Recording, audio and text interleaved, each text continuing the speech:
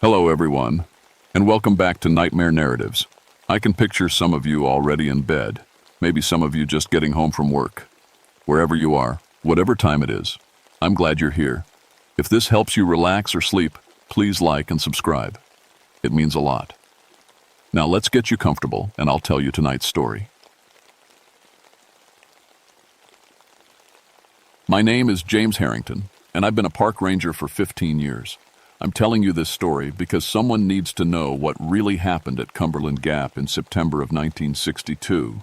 The official reports say it was a gas leak that made everyone sick. That's a lie. I grew up in coal mining country where my dad died in a cave-in when I was 12. That's why I became a ranger. I swore I'd never work underground again. Give me open sky and mountain trails any day. I thought I knew these mountains like my own backyard. I was wrong. Cumberland Gap sits right on the border between Kentucky and Tennessee. It's an ancient pass through the Appalachian Mountains where Native Americans and pioneers traveled for hundreds of years. The gap drops 600 feet through solid rock.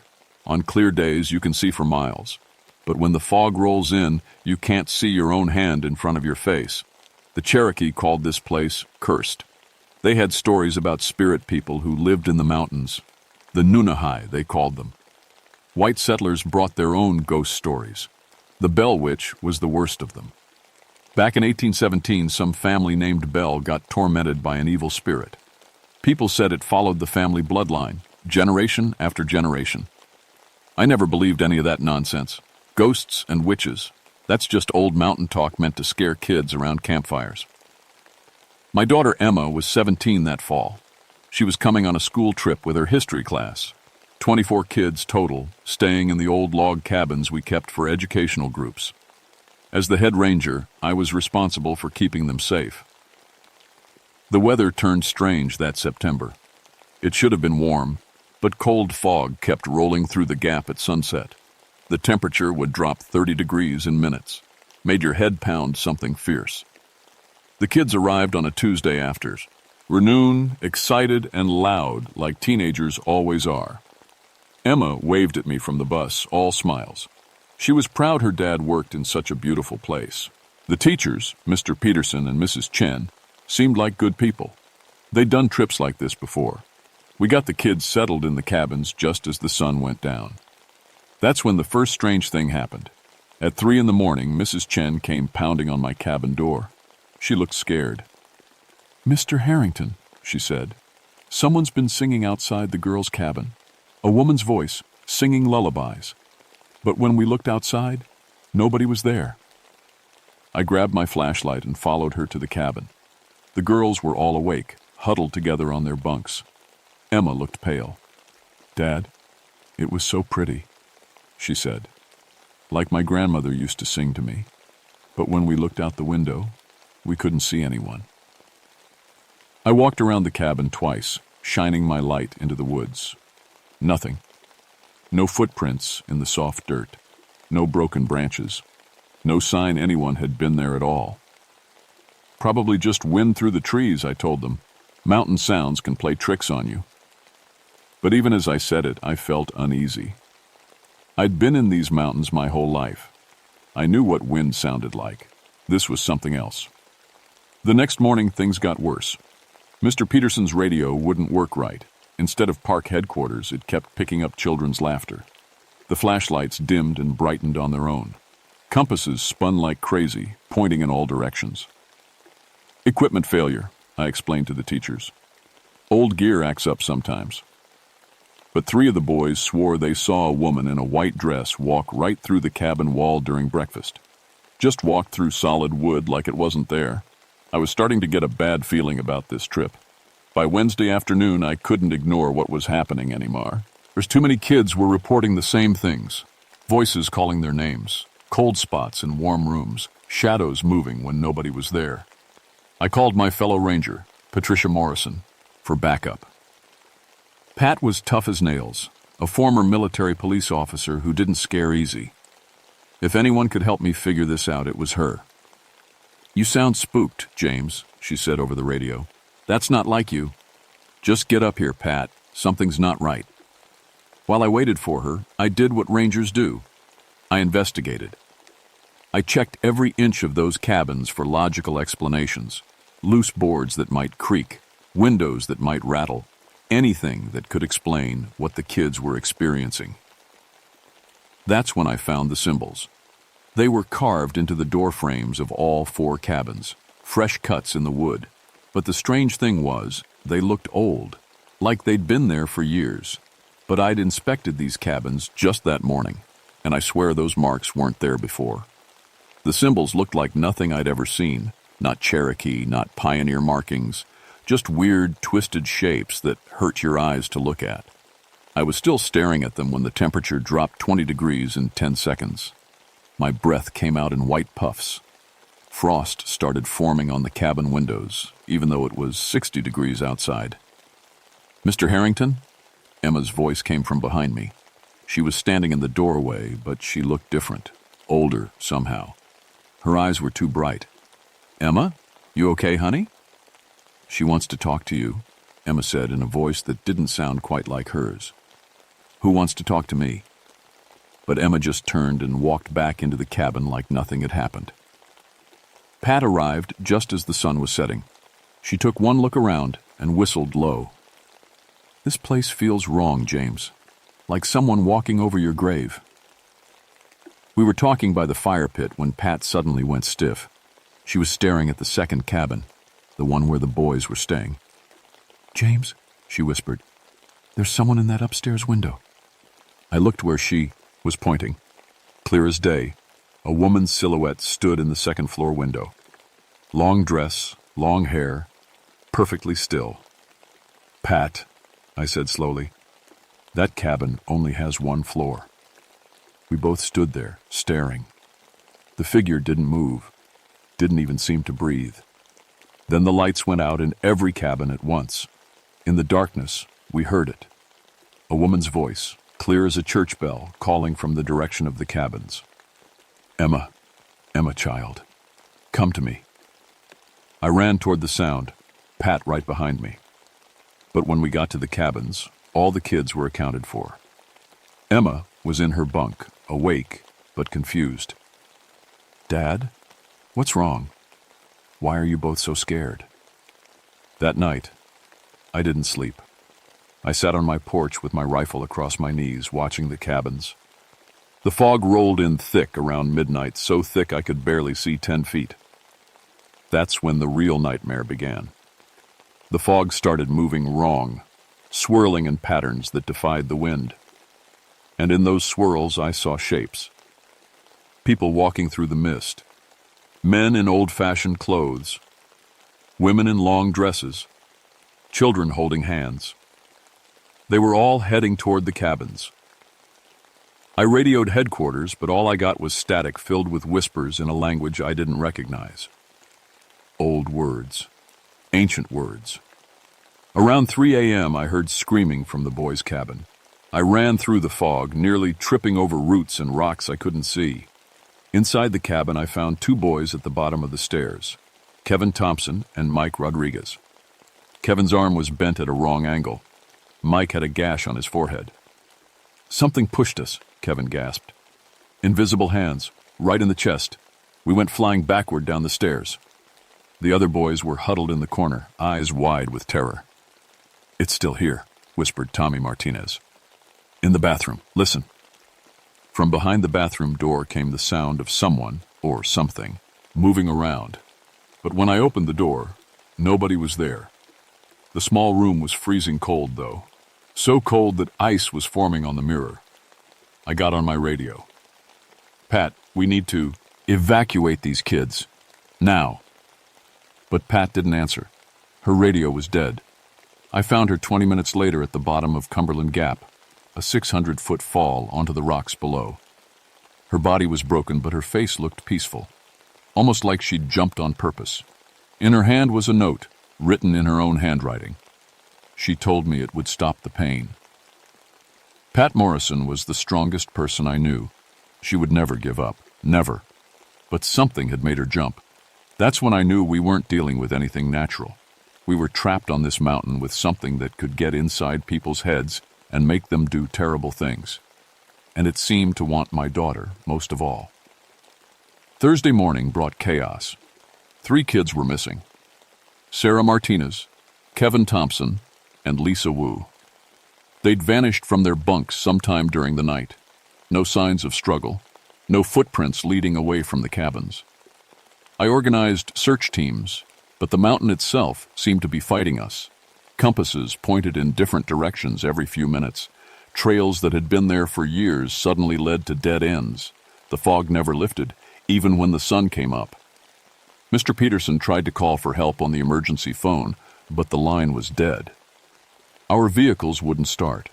Someone had slashed all the tires in perfect geometric patterns. The keys were missing from the locked storage box. We were trapped. "Dad, I'm scared," Emma said, holding onto my arm. "I keep hearing that woman's voice. She knows things about our family, things nobody else should know." "What kind of things?" "She knows about Grandpa dying in the mine. She knows about the nightmares you still have. She says you can't protect me because you couldn't protect him." My blood went cold. I'd never told anyone about those nightmares, not even Emma's mother. That afternoon, the entity, whatever it was, decided to show itself properly. We were all gathered in the main cabin, trying to stay together for safety, when the temperature plummeted. Our breath came out in white clouds. Frost covered the windows in spiraling patterns. Then she appeared. She materialized right in the center of the room, a tall woman in a burial dress from the 1800s. Her face was beautiful and terrible at the same time, shifting between lovely and skeletal. Her eyes glowed with an inner fire that hurt to look at. The kids screamed and pressed back against the walls. Some of them fainted. "I am the Bell Witch," she said in a voice like wind through tombstones. "This mountain is mine. These children are mine. The girl especially." She pointed at Emma, who went rigid like she was frozen. "You cannot protect her, James Harrington, just as you could not protect your father. You are weak. You run from the depths because you are afraid." "Leave my daughter alone," I managed to say, though my voice was shaking. The Bell Witch laughed, and every window in the cabin shattered at once.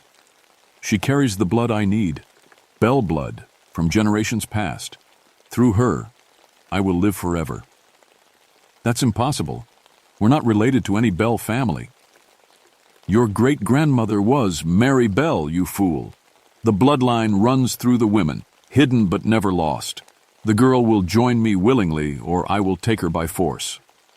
Emma stepped forward like she was sleepwalking. When she spoke, it was in the Bell Witch's voice. "I have waited so long," she said through Emma's mouth. "So many years in the cold ground. But now I can live again. I can feel again. I can hunt again." I lunged forward to grab Emma, but an invisible force threw me across the room. I hit the wall hard enough to crack the logs. "The blood must come to me willingly," the Bell Witch said, "or all will die. Choose, Ranger, your daughter's soul or every one's life." With that, she vanished. But Emma collapsed to the floor, gasping and shaking. "Dad? What happened? Why is everyone staring at me?" She didn't remember any of it. That night, the real horror began. The Bell Witch summoned an army of spirits, everyone who had ever died on this mountain. Cherokee warriors from centuries past, Civil War soldiers from both sides, pioneer families who had frozen to death in blizzards. They appeared in the fog around our cabins, hundreds of them, all staring at us with empty eyes. "This land is cursed," one of them moaned. "The witch feeds on death. She grows stronger with each soul she claims." I tried to lead the remaining kids, only 18 of them now, away from the cabins. But every trail led back to the same place. Every path through the woods curved around and brought us right back to where we started. The mountain wouldn't let us leave. Tommy Martinez was the next to die. We found him hanging from a tree branch 40 feet off the ground, impaled on a thick limb. No way he could have climbed that high. No way he could have fallen and landed like that. His last words, scrawled in the dirt below, She promised it wouldn't hurt. Sarah Martinez's body turned up in an underground cave, frozen solid despite the mild weather. Her skin was white as snow, and she had a peaceful smile on her face. Lisa Wu was never found at all, just her shoes, sitting neatly by the edge of the cliff where Pat had jumped. The surviving kids were breaking down. Some couldn't stop crying. Others just stared at nothing, like their minds had snapped. Emma was getting worse too. Sometimes she'd speak in that other voice, saying things no 17-year-old should know. "Dad," she said during one of her lucid moments, "I can feel her in my head. She's showing me things, terrible things, people she's killed, families she's destroyed. She's been doing this for over 100 years. Fight her, Emma. Don't let her in. She's too strong, and she's hungry, so hungry." That's when I knew I had to do something desperate. I remembered St. Ori's, the old Cherokee, told about protective rituals, sacred circles that could hold evil spirits at bay. I had a Cherokee friend named Joseph Running Bear who lived down in the valley. He'd taught me some of the old ways when I first became a ranger. I prayed he was right about salt and sage being able to create barriers. Using the last of our emergency supplies, I made a circle around the remaining kids and teachers.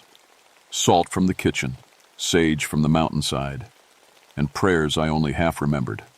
It worked, but only barely. The Bell Witch couldn't enter the circle, but she stood just outside it, pacing like a caged animal. "You cannot hide them forever," she hissed. "I have all the time in the world. You have until sunrise. What do you want?" "The girl. Give me the girl, and the rest can go free." "Never. Then they will all die, one by one, until only she remains." I looked at the terrified faces around me. 17 kids and 2 teachers depending on me to save them.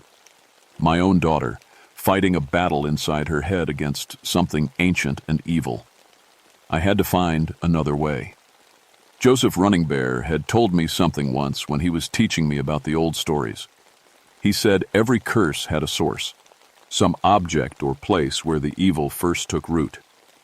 Destroy the source, and you could break the curse.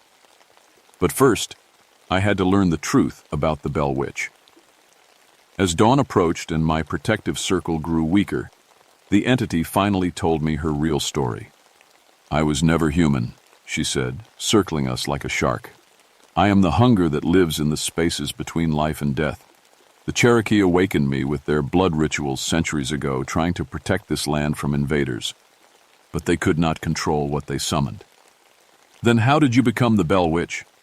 "The Bell family found my resting place in 1817. A burial mound deep in these mountains where the Cherokee had tried to contain me. John Bell thought it was just an old Indian grave. He dug it up, looking for artifacts to sell. The fog around us grew thicker, and I could see shapes moving in it, all the people she had killed over the years. I possessed his daughter first, sweet little Betsy Bell. Through her, I learned to feed on human fear and pain, but the family fought back. They found a way to bind me to their bloodline, thinking it would limit my power. But it didn't. It made me stronger. Every generation, I could claim one of their descendants. Their blood calls to me across the years. I followed the family west, picking them off one by one. Most of the Bell line is dead now." Emma jerked like someone had slapped her. When she looked up, her eyes were glowing. "But not all," she said in the Bell Witch's voice. "Mary Bell escaped to these mountains in 1847. She married a man named Morrison and changed her name. Her great-granddaughter married a Harrington." My blood turned to ice. Morrison. That was Pat's last name, too. "Patricia Morrison was my blood as well," the Bell Witch continued through Emma. "That's why she could see me so clearly. That's why she jumped when I commanded it. The blood always obeys." Emma stood up, moving like a puppet on strings. The other kids pressed back against the edge of my protective circle. "I grow tired of this game," the Bell Witch said. "The girl comes with me now." "No!" I grabbed Emma's arm, but she was stronger than any 17-year-old girl should be. She threw me aside like I weighed nothing. "Goodbye, Father," she said, and started walking toward the cliff. The other kids followed her, their eyes empty and staring. The Bell Witch was taking all of them. I had one chance left. Joseph Running Bear had told me about the burial mound, how the Cherokee had tried to contain the evil spirit there. If I could find it, maybe I could finish what they started. I ran through the fog, following an old deer trail that led up to the highest point of Cumberland Gap.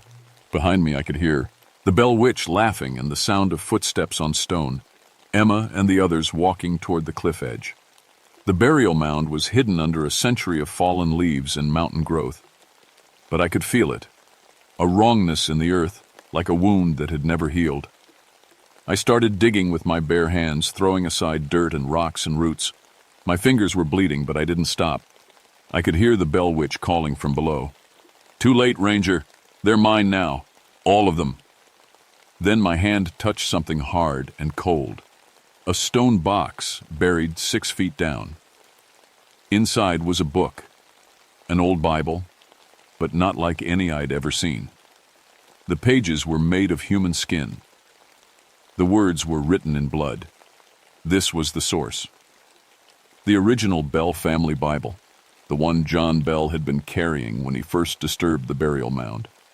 The Cherokee had buried it here, trying to contain the evil it had absorbed. I could hear footsteps behind me. Emma was climbing up the trail, her eyes still glowing. The other kids following like zombies. "Give me the book, Father," she said in that terrible voice. "It belongs to me." "Like hell it does." I pulled out my lighter and flicked it on. The flame danced in the mountain wind. "You destroy that, and the girl dies with me," the Bell Witch warned. "Maybe, but the others will live." "Dad, no!" For just a moment, Emma's real voice broke through. "Don't sacrifice yourself for us." "I love you, honey. Remember that." I touched the flame to the ancient pages. The book caught fire like it was soaked in gasoline. Black smoke poured out, and the Bell Witch's scream shattered every piece of glass for miles around. The ground shook like an earthquake. Emma and the other kids collapsed as the spirit was ripped out of them. The fog lifted all at once, and I could see the sunrise painting the mountains gold and red. The Bell Witch appeared, and last time, her beautiful face twisted with rage. "This is not over," she hissed. "The bloodline continues. I will find another way." "Not if I can help it." She faded away as the book turned to ash in my hands. But her laughter echoed across the mountains long after she was gone. The official report blamed everything on a natural gas leak from an underground pocket. The Park Service brought in experts who found trace amounts of methane that could cause hallucinations. They installed monitoring equipment all over Cumberland Gap and banned overnight camping permanently. 18 kids survived out of 24. None of them remembered the supernatural events. Their minds had blocked it all out. They thought they'd all gotten sick from bad air and had shared nightmares. Emma was one of the survivors, but she was changed. She couldn't remember what happened, but she developed a deep fear of mountains and forests. She'd wake up screaming from dreams she couldn't recall.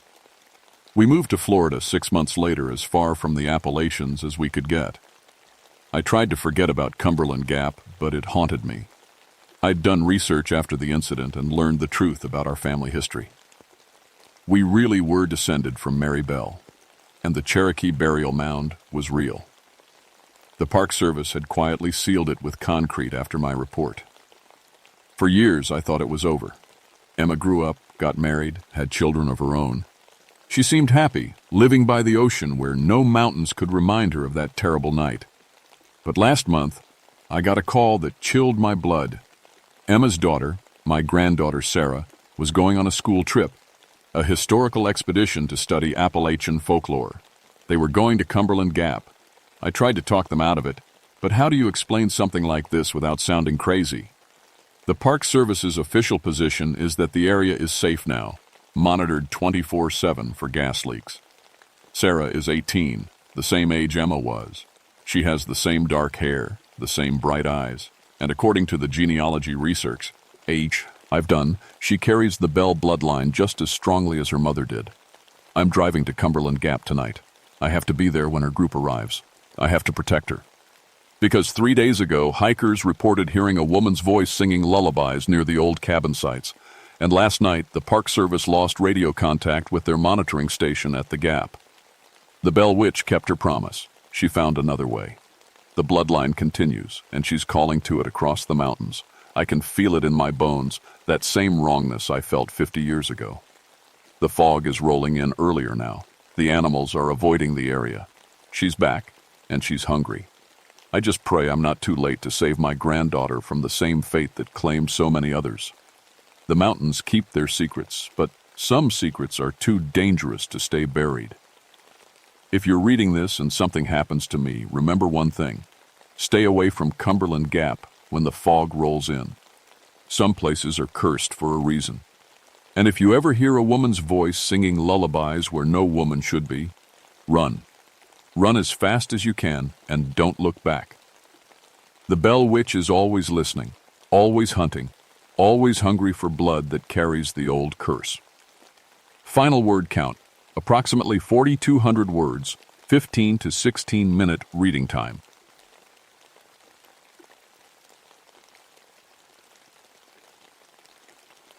My name is Michael Ravencrest, and I've been a park ranger at Monongahela National Forest for 14 years. Before that, I flew helicopters in Vietnam. I figured after all that chaos, watching over trees and hikers would be peaceful. I was wrong. It was December 1977 when everything changed.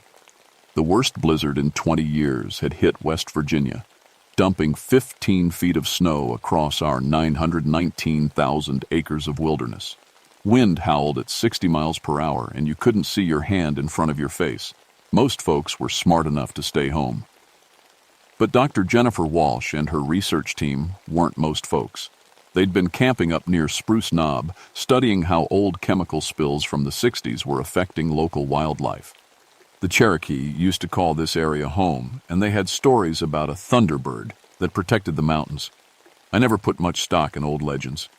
The team's last radio contact came in around midnight on December 15th. Walsh's voice crackled through the static. "Base camp, we've got a situation. There's something out here. Some kind of impossible bird. Wings must be 15 feet across. It's circling our camp and..." Then nothing. Dead air. I tried raising them for 2 hours. Protocol said to wait until morning, but something in Walsh's voice stuck with me. She was a tough scientist, not the type to panic over a big owl. When dawn broke gray and bitter, I assembled my best team, 6 experienced rangers who knew these mountains like their own backyards. The helicopter ride up should have taken 30 minutes. Instead, it took 2 hours fighting the wind. That's when pilot Jerry Martinez spotted something that made his face go white. "Ravencrest, you seeing this?" He pointed through the windscreen. Below us, a massive shadow moved against the wind. Not with it, against it. The thing was huge, bigger than any bird I'd ever seen. Its seamen had to notice our helicopter and change direction, flying straight toward us at impossible speed. "Get us out of here," I told Jerry. He didn't need to be asked twice. We found the research camp 2 hours later, or what was left of it. 3 reinforced winter tents were shredded from above, torn like tissue paper. Equipment was scattered everywhere, some of it hanging from tree branches 40 feet up. The team's truck sat untouched, keys still in the ignition. But no bodies, no blood, just those massive claw marks in the frozen ground, each one 8 inches long and spaced like something with a 15-foot wingspan, had landed hard. "What kind of animal could do this?" asked Ranger David Kim, crouching next to the deepest gouges. I'd seen plenty of animal attacks in my time. Bears, mountain lions, even aggressive eagles. This was different. These claw marks were too precise, too deliberate. Whatever made them had intelligence. That's when we heard the screech. It came from somewhere above the tree line, echoing off the mountain walls. Not quite bird, not quite human, but something in between. The sound made my teeth ache and sent ice through my veins. "We need to find those people," I said, checking my rifle. "Whatever's out here, we're going to find them first." We spent the first day following scattered equipment trails. Maria Santos, our best tracker, found pieces of the team's gear spread over 2 miles, always in the trees, always too high for any normal predator to reach. The forest felt wrong. In 14 years of ranging these mountains, I'd never seen them so quiet. No deer tracks, no bird calls, no squirrel chatter. Even the wind seemed muffled, like the whole wilderness was holding its breath. "Radio's acting up," reported James Wilson, tapping his equipment. "Getting interference on all channels." Mine was doing the same thing. GPS readings jumped around like we were moving at 50 miles per hour while standing still. The closer we got to where the research team had been working, the worse it got. By evening, we'd set up base camp in a clearing, about 3 miles from the attack site. I'd just finished checking the perimeter when Kim called out from the edge of camp. "Got something here. You need to see this." He was standing next to a massive oak tree, pointing up. The bark had been stripped away in perfect spirals, like someone had used a giant potato peeler. But that wasn't the strange part. Balanced on branches 30 feet up were rocks, dozens of them, arranged in perfect circles. "Animals don't do that," whispered Santos. That's when we found Jennifer Walsh. She was curled up inside a hollow log about a quarter mile from our camp, barely conscious and half frozen. Her winter coat was torn across the back, 4 parallel gashes that went deep but hadn't hit anything vital. The spacing matched those claw marks perfectly. We got her warmed up and gave her hot coffee. When she could finally talk, her story made my blood run cold. "It hunted us," she said, staring into the fire. "For 3 days it hunted us. Picked us off one by one. Tom Morrison was first, grabbed him right out of his sleeping bag and carried him up into the trees. We could hear him screaming for almost an hour." She took a shaky sip of coffee. "Sarah Chen tried to run for the truck. It dropped her from about 100 feet up, right in front of us, like it wanted us to see." "What exactly did you see?" I asked. Walsh looked at me with hollow eyes. 8 feet tall when it stood up. Wings like a bat, but bigger than any plane. Red eyes that glowed in the dark. And it was smart, Ranger Ravencrest. Smarter than any animal should be. It knew we'd try for the radio first, so it destroyed the antenna. Knew we'd try for the truck, so it ripped out the engine. It was playing with us. "Where are the others?" Santos asked gently. "Gone. All gone. It saved me for last. Wanted me to remember. To tell people." Walsh grabbed my arm with fingers like ice. "It's still out there. It knows you're here." That's when the screeching started again, closer this time. Much closer. Wilson spun around, rifle ready. "What the hell was that?" The sound came from directly above us. We all looked up at once, flashlight beams cutting through the darkness. For just a second, maybe less, I saw something impossible perched in the trees. Red eyes like burning coals, wings spread wide enough to block out the stars. Then it was gone. "Did everyone see that?" Kim whispered. We all nodded. There was no denying it now. Whatever had taken Walsh's team was real, and it was watching us. I made the call to pack up and move deeper into the forest. The thing seemed to know our location, but maybe we could find better defensive ground. As we broke camp, I noticed our equipment wasn't just malfunctioning anymore. It was being sabotaged. Someone had cut precise slices in our radio antenna cable.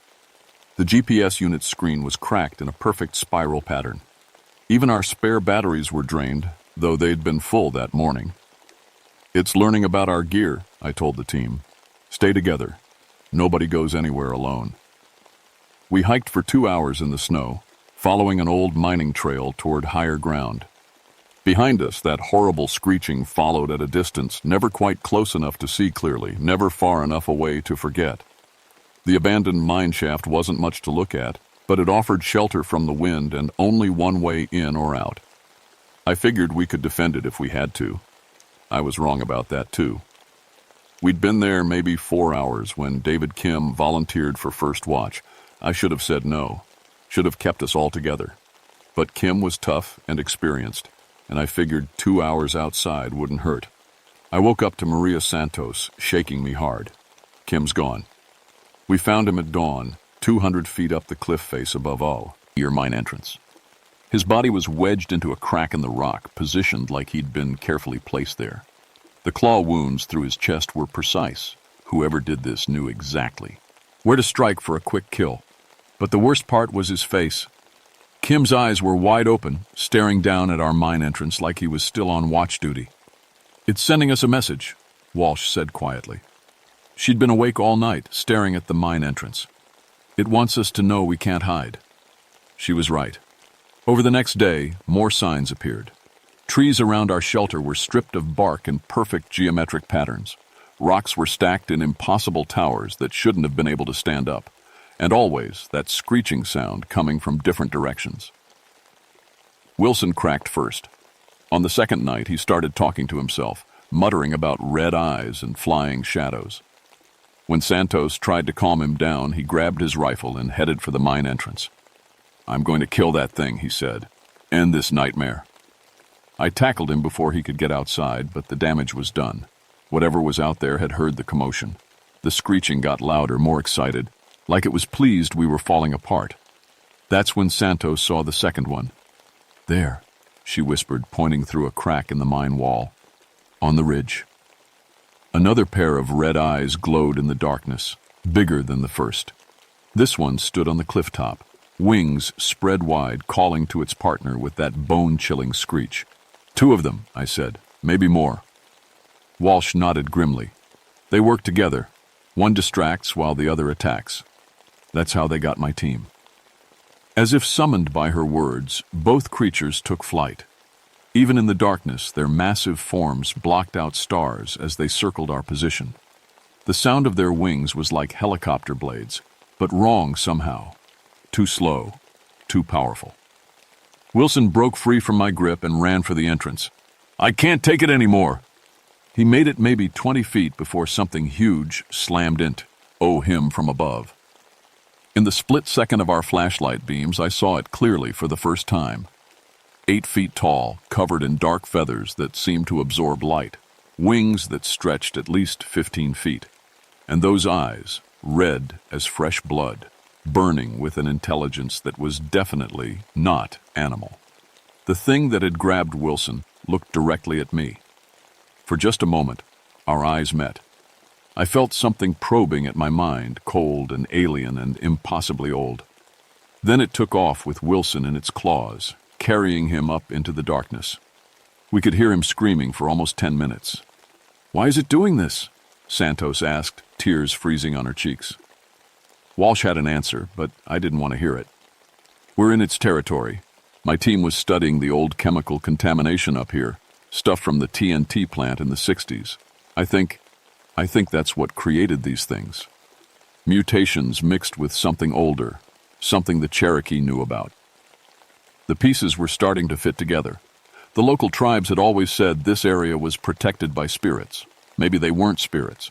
Maybe they were guardians, creatures that had adapted to protect the mountains from human interference.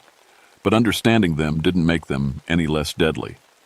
Both creatures landed on the cliff above our mine entrance. Their calls echoed through the tunnels, a sound like breaking glass mixed with human screams. They were communicating, planning something. "We can't stay here," I said. "They know exactly where we are." Santos checked her rifle. "Where can we go?" "They control the whole mountain." I looked deeper into the mine shaft. The old tunnels stretched for miles underground, built by miners who'd worked these mountains for generations. Maybe we could find another way out. Maybe we could reach help. Or maybe we'd just die in the dark instead of under the stars. "Pack ever. The thing," I told them. "We're going deeper." The mine tunnels were a maze of connecting passages that went deeper into the mountain than I'd ever imagined. Our flashlights showed ancient tool, marks on the walls, and rusty mining equipment scattered throughout.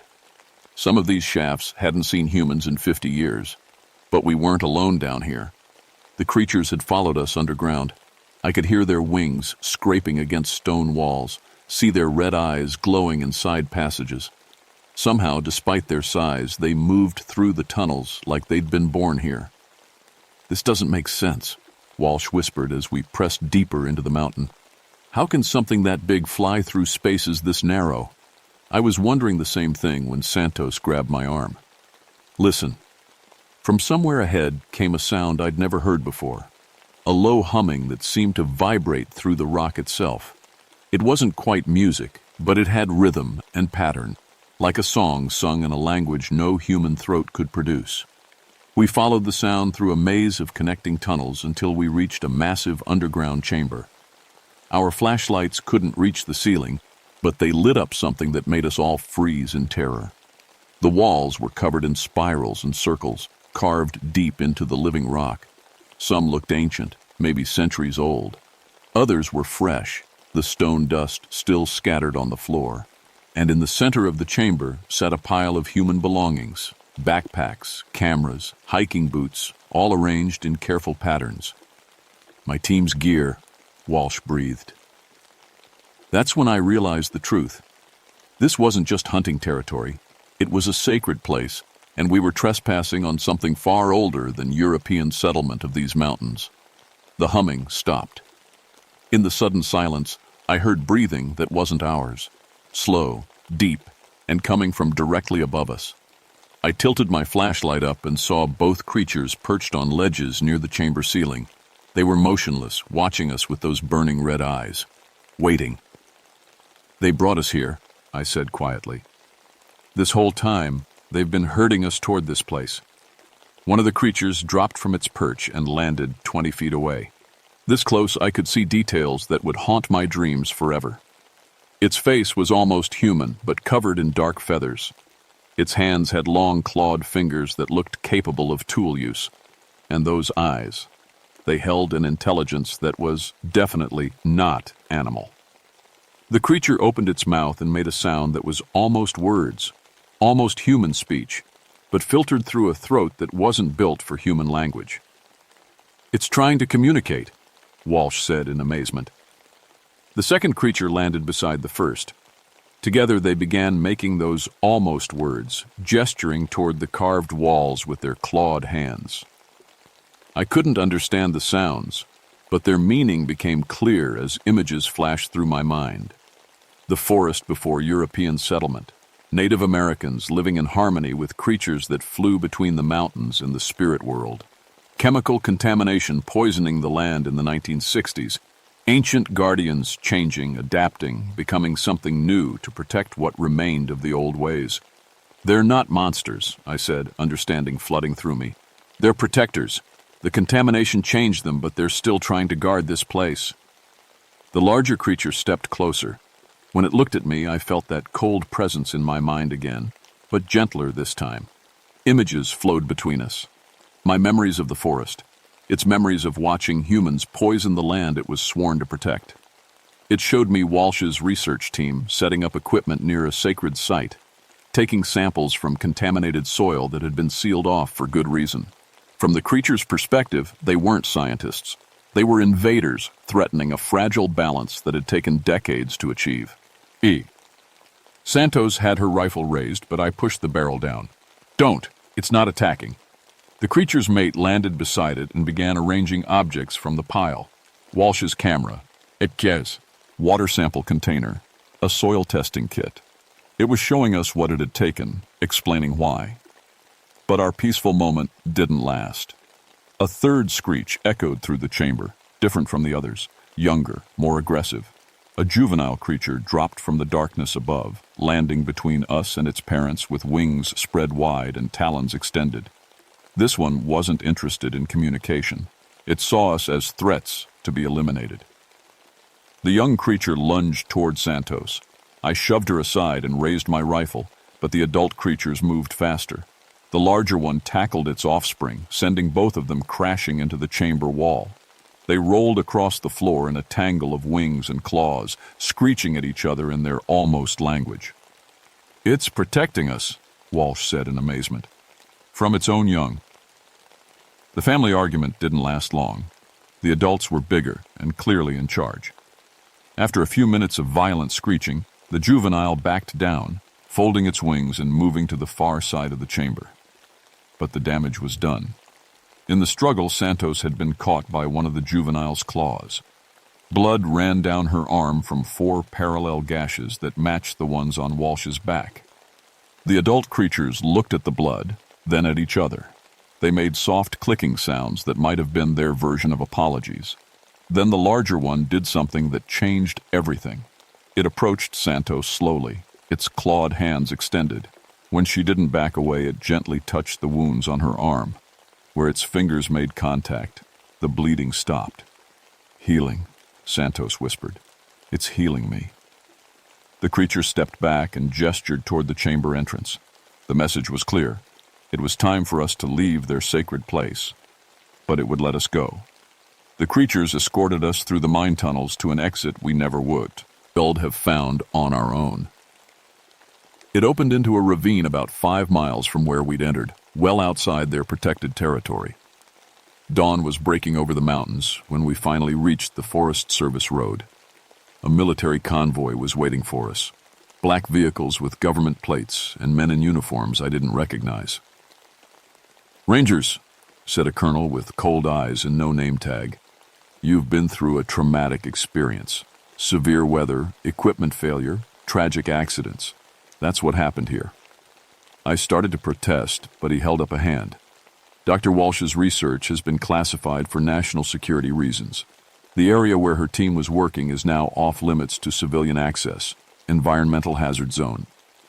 They took our statements, confiscated our cameras, and made us sign papers that basically said we'd keep our mouths shut or face federal charges. Within a week, the whole section of forest was fenced off with military-grade barriers. The official story was equipment failure during severe weather conditions. Kim, Wilson, and Walsh's 3 team members had died from exposure after becoming separated during the blizzard. The media bought it. Most people bought it. But the locals knew better. Old-timers in the mountain communities started talking about the return of the Thunderbirds, Cherokee spirits that protected the high country from those who would harm it. They said the creatures only appeared during the worst storms, warning people to stay away from places they shouldn't go. I stayed on as a ranger for 5 more years, but I never went back to that part of the forest. Sometimes during winter storms, I'd get reports of unusual bird activity near the restricted zone.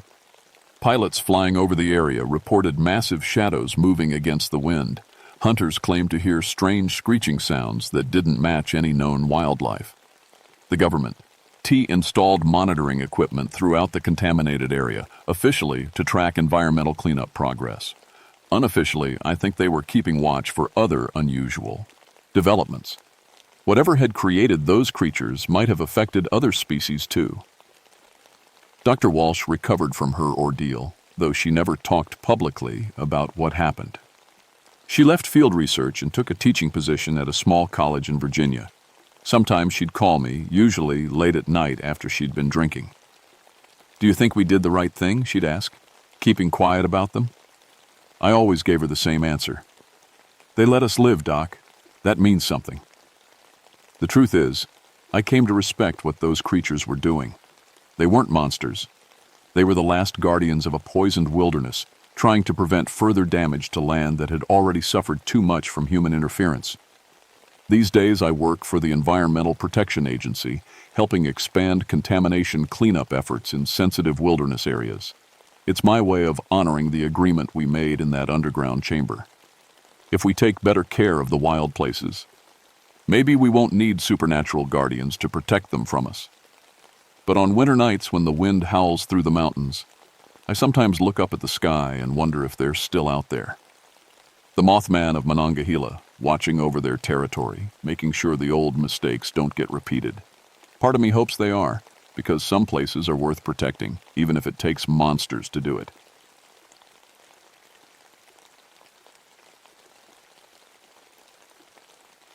My name is Robert Thornfield, and I've been a park ranger for 16 years. I know these Arkansas woods like my own backyard.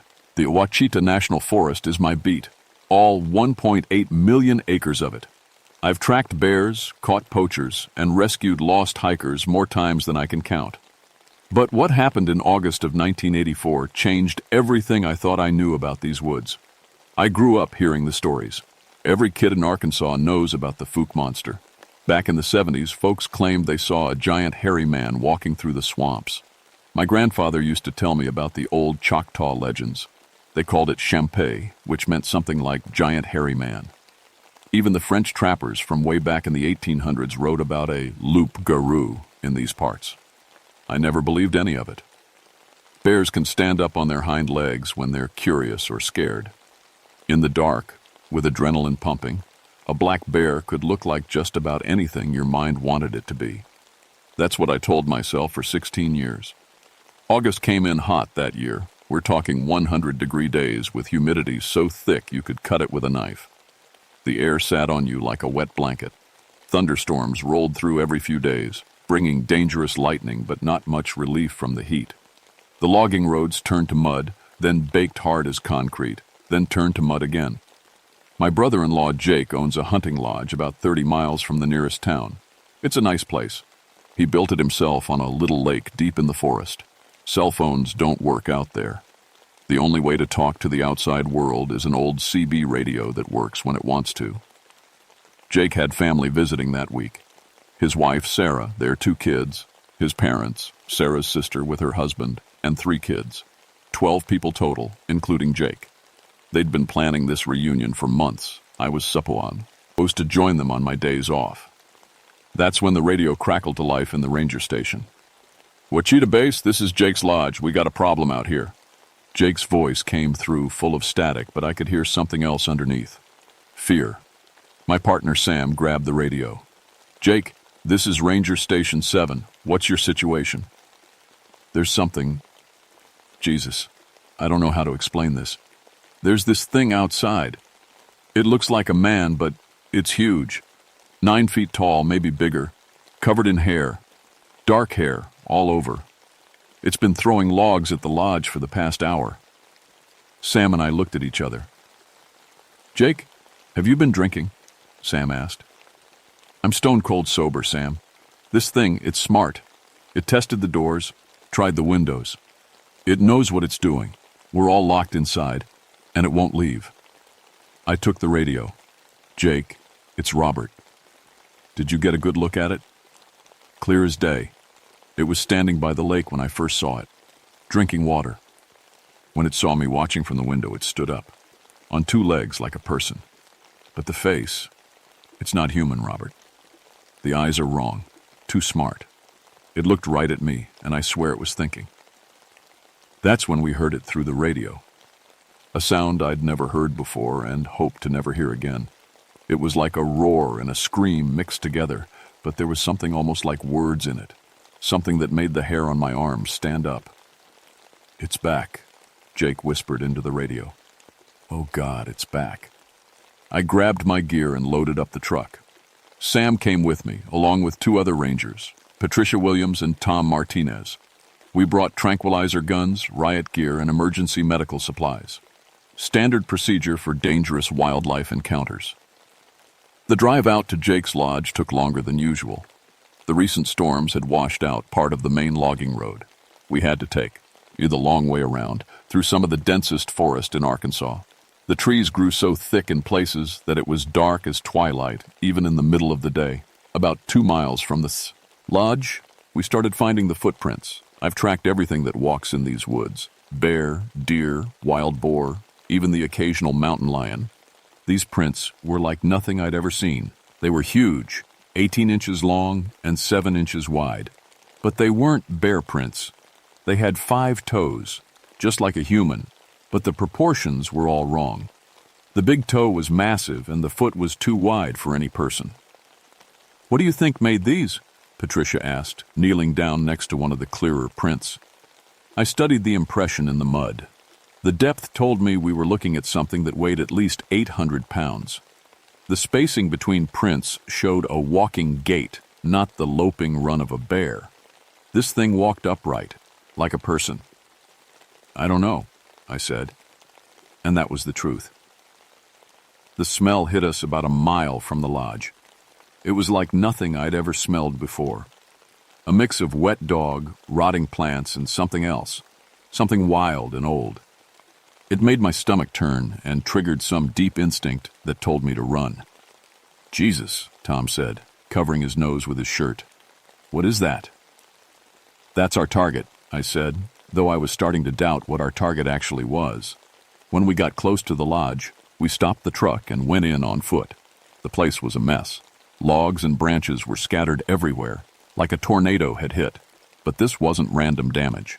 The logs were arranged in a rough circle around the lodge, like someone had been testing the building's defenses. The front porch had claw marks, deep gouges in the wood that looked like they came from fingers, not claws.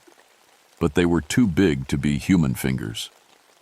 Each mark was as long as my hand. Jake met us at the door. He looked like he'd aged 10 years since I'd seen him last week. His face was pale and his hands shook when he unlocked the deadbolt. "Thank God you're here," Waddy said. "It's been quiet for the last hour, but I know it's still out there. I can feel it watching." Inside, the family was huddled in the main room. The kids were trying to be brave, but I could see the fear in their eyes. Sarah's sister Mary was crying softly. The men were trying to look calm, but their hands kept drifting to the hunting rifles they'd laid out on the table. "Tell me exactly what happened," I said. Jake poured himself a coffee with hands that still shook. "It started yesterday evening. I was on the porch, and I heard this sound from across the lake. Like someone chopping wood, but the rhythm was wrong. Too fast, too regular. I grabbed the binoculars and looked over there."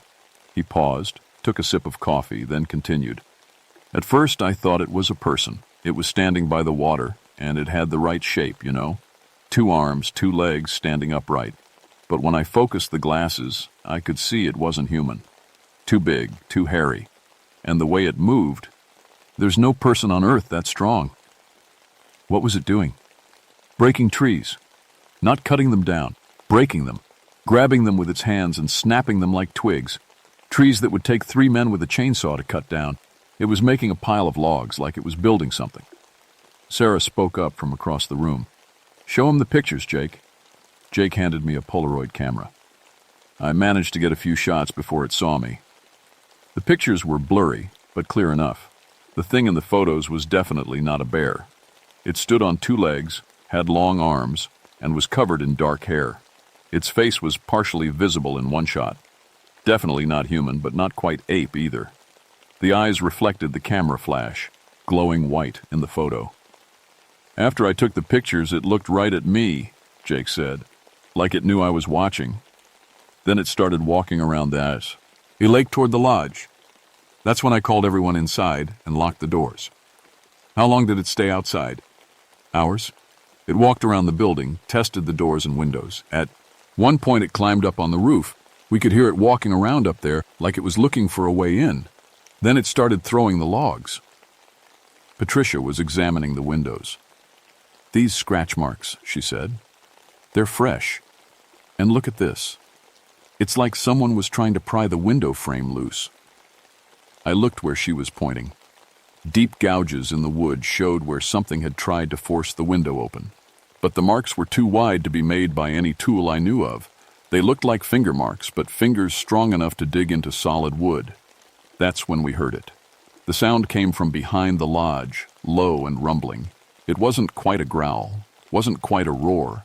There was something almost musical about it, like it was trying to communicate. Everyone in the room went dead silent. The kids moved closer to their parents. Jake picked up his rifle. I motioned for my team to get ready, then moved to the back window. Through the glass, I could see movement in the tree line. Something big was moving between the trees, but staying in the shadows. "Is that it?" Patricia whispered. I nodded. "Everyone stay calm. Stay quiet." The thing moved closer to the clearing. I could see it better now. Definitely walking on 2 legs. Definitely not human. It was massive, at least 9 feet tall and built like a bodybuilder. Its whole body was covered in dark brown hair, almost black. The face was the worst part. It looked almost human, but the proportions were wrong. The jaw was too big, the forehead too low, and the eyes were intelligent. It wasn't just an animal. It was thinking. It stopped at the edge of the clearing and looked directly at the window where I was standing. For a long moment we stared at each other. Then it did something that chilled me to the bone. It waved. Not like a friendly greeting, more like it was acknowledging that it knew I was there, that it knew I was watching, like it was saying hello before the real show started. Then it picked up a log that had to weigh 300 pounds and threw it at the lodge like it was a baseball, The log hit the side of the building with a crash that shook the whole lodge. Kids started crying. Jake pumped his rifle and headed for the door. "Nobody goes outside," I said, grabbing his arm. "We don't know what we're dealing with yet." "It's trying to break down my home with my family inside," Jake said. "I'm not going to sit here and let it happen." "And I'm not going to let you get yourself killed," I said. "Give me a minute to think." Another log hit the building, this one closer to the window. The glass cracked but didn't break. Whatever was out there, it had good aim. I got on the radio. "Wichita Base, this is Thornfield. We have a situation at Jake's Lodge. I need backup and I need the sheriff's department." Static came back, then more static. The radio was dead. "Damn thing never works when you need it," Sam said, fiddling with the controls. "It worked fine on the way out here," Patricia said. "Something's jamming the signal." That's when I noticed my compass. The needle was spinning slowly, like it couldn't find magnetic north. I showed it to Tom. "That's weird," he said. "Let me check mine." His compass was doing the same thing. All our equipment was acting up. The radios, the compasses. Even my watch had stopped. "This isn't natural," Patricia said. "Whatever's out there, it's putting out some kind of electromagnetic field." Another log hit the building, then another. But these weren't random throws. The thing was methodically testing the structure, hitting the same spots over and over. It was looking for weak points. "It's trying to bring the building down," Tom said. I had to make a decision. Tom, you stay here with the family. Patricia, you're with me. We're going outside." "Robert, that's suicide," Sarah said. "Maybe, but if we don't do something, that thing's going to get in here eventually. At least outside we can move around." Patricia and I checked our tranquilizer guns and headed for the back door. The plan was simple. Circle around behind the creature and try to get a clean shot with the tranks. If that didn't work, we had regular rifles as backup. The smell outside was even stronger. It was like walking into a wall of stench. I had to breathe through my mouth to keep from gagging. We moved carefully around the side of the building. The creature had stopped throwing logs and gone quiet. That worried me more than the noise had. I found more footprints in the soft earth near the lake. These were fresh, still filling with water from the muddy ground. I knelt down to examine them. That's when Patricia grabbed my shoulder and pointed. Across the lake, maybe 200 yards away, something was watching us. It stood perfectly still among the trees on the far shore. At that distance, it looked like a person, but I knew better. It was too tall, too broad across the shoulders. "How did it get over there so fast?" Patricia whispered. Good question. We'd been watching the area around the lodge. There was no way something that big could have moved that far without us seeing it. "Maybe there's more than one," I said. That thought sent a chill down my spine. One of these things was bad enough. If there were more... A branch snapped behind us. We spun around, tranquilizer guns ready. Nothing there. Just trees and shadows. Another branch snapped, this time to our right, then to our left. We were being surrounded. "Back to the lodge," I said. "Now." We ran for the building, but before we could reach the door, something stepped out of the trees in front of us. It was close enough that I could see every detail. 9 feet tall, just like Jake had said. Covered in coarse, dark hair that was almost black. The body was massively muscled, like a weightlifter's, but the proportions were wrong. The arms hung down past its knees. The hands were huge, with fingers like sausages. The face was the worst part. It looked like someone had tried to make a human face but had gotten the measurements wrong.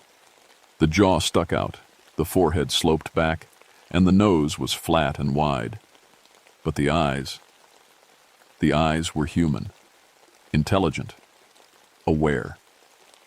It looked at me for a long moment, then made a sound. Not a roar or a growl, but something almost like speech, like it was trying to say something in a language I didn't understand. Patricia raised her tranquilizer gun. The creature's head snapped toward her, and its expression changed. The almost curious look turned to anger. It bared its teeth. Huge yellow teeth that belonged in a bear's mouth, not a human face. It took a step toward us. That's when Patricia fired. The tranquilizer dart hit the creature in the chest. It looked down at the dart, then back at us. For a second, I thought it would work. The creature swayed slightly, and I hoped it would go down. Instead, it reached up and plucked the dart out like it was a splinter.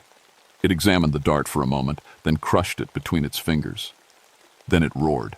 The sound was so loud it hurt my ears. It was rage and challenge and warning all mixed together. And underneath it all, there was something that sounded almost like words. The creature charged. I shoved Patricia to the side and dove the other way. The creature's hand swept through the space where I'd been standing, fingers as thick as baseball bats whistling through the air. I rolled, came up running, and sprinted for the lodge. Behind me, I could hear the thing chasing us, its footsteps shaking the ground. We made it to the door and burst inside. Sam slammed it shut and threw the deadbolt. "What happened?" Jake asked. "Tranquilizers don't work," I said, gasping for air. "And I think there's more than one of them." That's when something hit. The roof. The whole building shook. Dust fell from the ceiling. Then we heard footsteps above us. Heavy, deliberate footsteps walking from one end of the roof to the other. "It's on the roof," Tom said, unnecessarily. The footsteps stopped directly over the main room where we were all gathered. Then something started scratching at the roof. Long, steady scratches, like claws or fingers digging into the shingles. "It's trying to tear through," Jake said. A piece of ceiling tile fell and landed on the table. Then another. The scratching got louder, more urgent. "Everyone get away from the center of the room," I said. We moved toward the walls, just as a shingle fell through a hole in the ceiling. Then another shingle. Then a piece of wood from the roof itself. A massive hand pushed through the hole, fingers groping around like a blind person trying to find something. The hand was covered in the same dark hair as the rest of the creature, but the palm was lighter, almost pink. The fingers were easily twice as long as human fingers, with thick black nails that looked like claws. One of the kids screamed. The hand jerked toward the sound, then withdrew. The hole in the roof got bigger. More pieces fell through. Then we could see an eye looking down at us through the opening. That eye was the most terrifying thing I'd ever seen. It was brown, like a human eye, but bigger. And it was intelligent. It looked at each of us in turn, studying us, learning our faces. Then it focused on the children. The creature on the roof made that almost speech sound again, but this time it sounded different, softer, like it was trying to calm them down. That's when I realized something that made my blood run cold. This thing wasn't just intelligent. It understood us. It knew we were a family. It could tell the adults from the children. And for some reason, it was more interested in the kids than in us. "Why is it looking at the children like that?" Sarah whispered. I didn't have an answer, but whatever the reason, I knew we were running out of time. The hole in the roof was getting bigger, and night was falling. Soon it would be dark outside, and something told me that darkness was when this thing was most dangerous. I had to get these people out of here before it was too late. The creature pulled its head back from the hole, but we could still hear it moving around on the roof.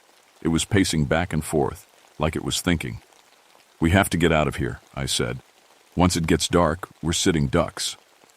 "How?" Jake asked. "That thing's right on top of us." I looked around the room. 12 people, including kids as young as 6. The trucks were parked out front about 50 yards from the lodge. If we could make it to the vehicles, we might have a chance. "Here's the plan," I said. "Sam, Tom, you take the family to the trucks, fast as you can. Patricia and I will provide cover." "What kind of cover?" Tom asked. "You saw what happened to the tranquilizer." I picked up one of Jake's hunting rifles. "We'll figure something out." That's when the creature on the roof made a new sound. It was like a howl, but with a pattern to it. Long, short, long, long, short. It was calling something. An answer came from across the lake. Same pattern, but different voice. Then another answer from the woods behind the lodge, and another from the direction of the road. "How many of them are there?" Patricia whispered. Before I could answer, the scratching on the roof stopped. The creature had gone quiet. "Where did it go?" Jake asked. I motioned for everyone to stay quiet and listen. For a long moment, there was nothing. Then I heard something that made my heart sink. Car doors slamming. Our trucks. I ran to the front window and looked out. The creature was standing next to my truck, examining it like a mechanic would. As I watched, it reached under the hood and pulled out what looked like spark plug wires. Then it moved to Sam's truck and did the same thin. "Gee, it disabled the vehicles," I said. "How does it know how to do that?" Sam asked. "Good question. Bears don't understand internal combustion engines. This thing did." The creature finished with the trucks and looked directly at the window where I was standing. It held up the spark plug wires like a trophy, then threw them into the lake. We were trapped. That's when I heard the voices. At first I thought it was more of the creatures calling to each other, but these were human voices coming from the direction of the road. Men shouting to each other, the sound of truck engines. "Sounds like help," Tom said. I wasn't so sure. I recognized some of those voices. Local men from town, the kind who'd been drinking in bars and telling Bigfoot stories for 20 years. The kind who'd jump at the chance to hunt something exotic. "They're armed," Patricia said, pointing out the window. She was right. I could see the headlights now, at least 6 trucks coming down the logging road. Men with rifles in the back, spotlight on top of one truck sweeping the trees. The creature by our trucks heard them too. It turned toward the approaching lights and made that howling sound again. This time the answer came from very close by. Another creature stepped out of the woods. This one was smaller than the first, maybe 8 feet tall instead of 9. But it moved with the same intelligent purpose. "2 of them," Jake said. "At least 2, I corrected. The trucks from town pulled into the clearing and spread out in a rough circle. Men jumped out, rifles ready. I recognized most of them. Local hunters and troublemakers, led by a man named Carl Brewster, who'd been talking about hunting the Fook monster for as long as I'd known him. "We know you're out there," Carl shouted into the darkness. "Come on out and we'll make it quick." One of the creatures stepped into the beam of a spotlight. Instead of running or hiding, it stood there and let them see it clearly. The men with the guns went silent. Even from a distance, I could see they were impressed by the size of the thing. This wasn't what they'd expected. "Jesus," one of them said. "Look at the size of that thing." Carl raised his rifle. "Don't matter how big it is, still gonna die." That's when everything went wrong. The creature didn't run when Carl aimed at it. Instead, it charged. It covered the 100 yards between the tree line and the trucks in about 10 seconds. Carl got off one shot, but the creature barely slowed down. It hit Carl like a freight train, picked him up, and threw him 30 feet into a tree. The other men started shooting, but the creature was moving too fast. It jumped from one truck to another, ripping off doors and smashing windows. The men scattered, running for the woods. That's when the second creature appeared, and a third, and a fourth. We were watching a coordinated attack. The creatures had waited for the hunters to get out of their vehicles, then surrounded them. It was military tactics, like something you'd see in a war movie. "They're not just animals," Patricia said. "They're intelligent, really intelligent." One of the hunters ran toward the lodge, a creature right behind him.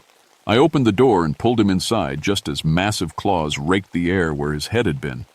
The man was young, maybe 20, and scared out of his mind.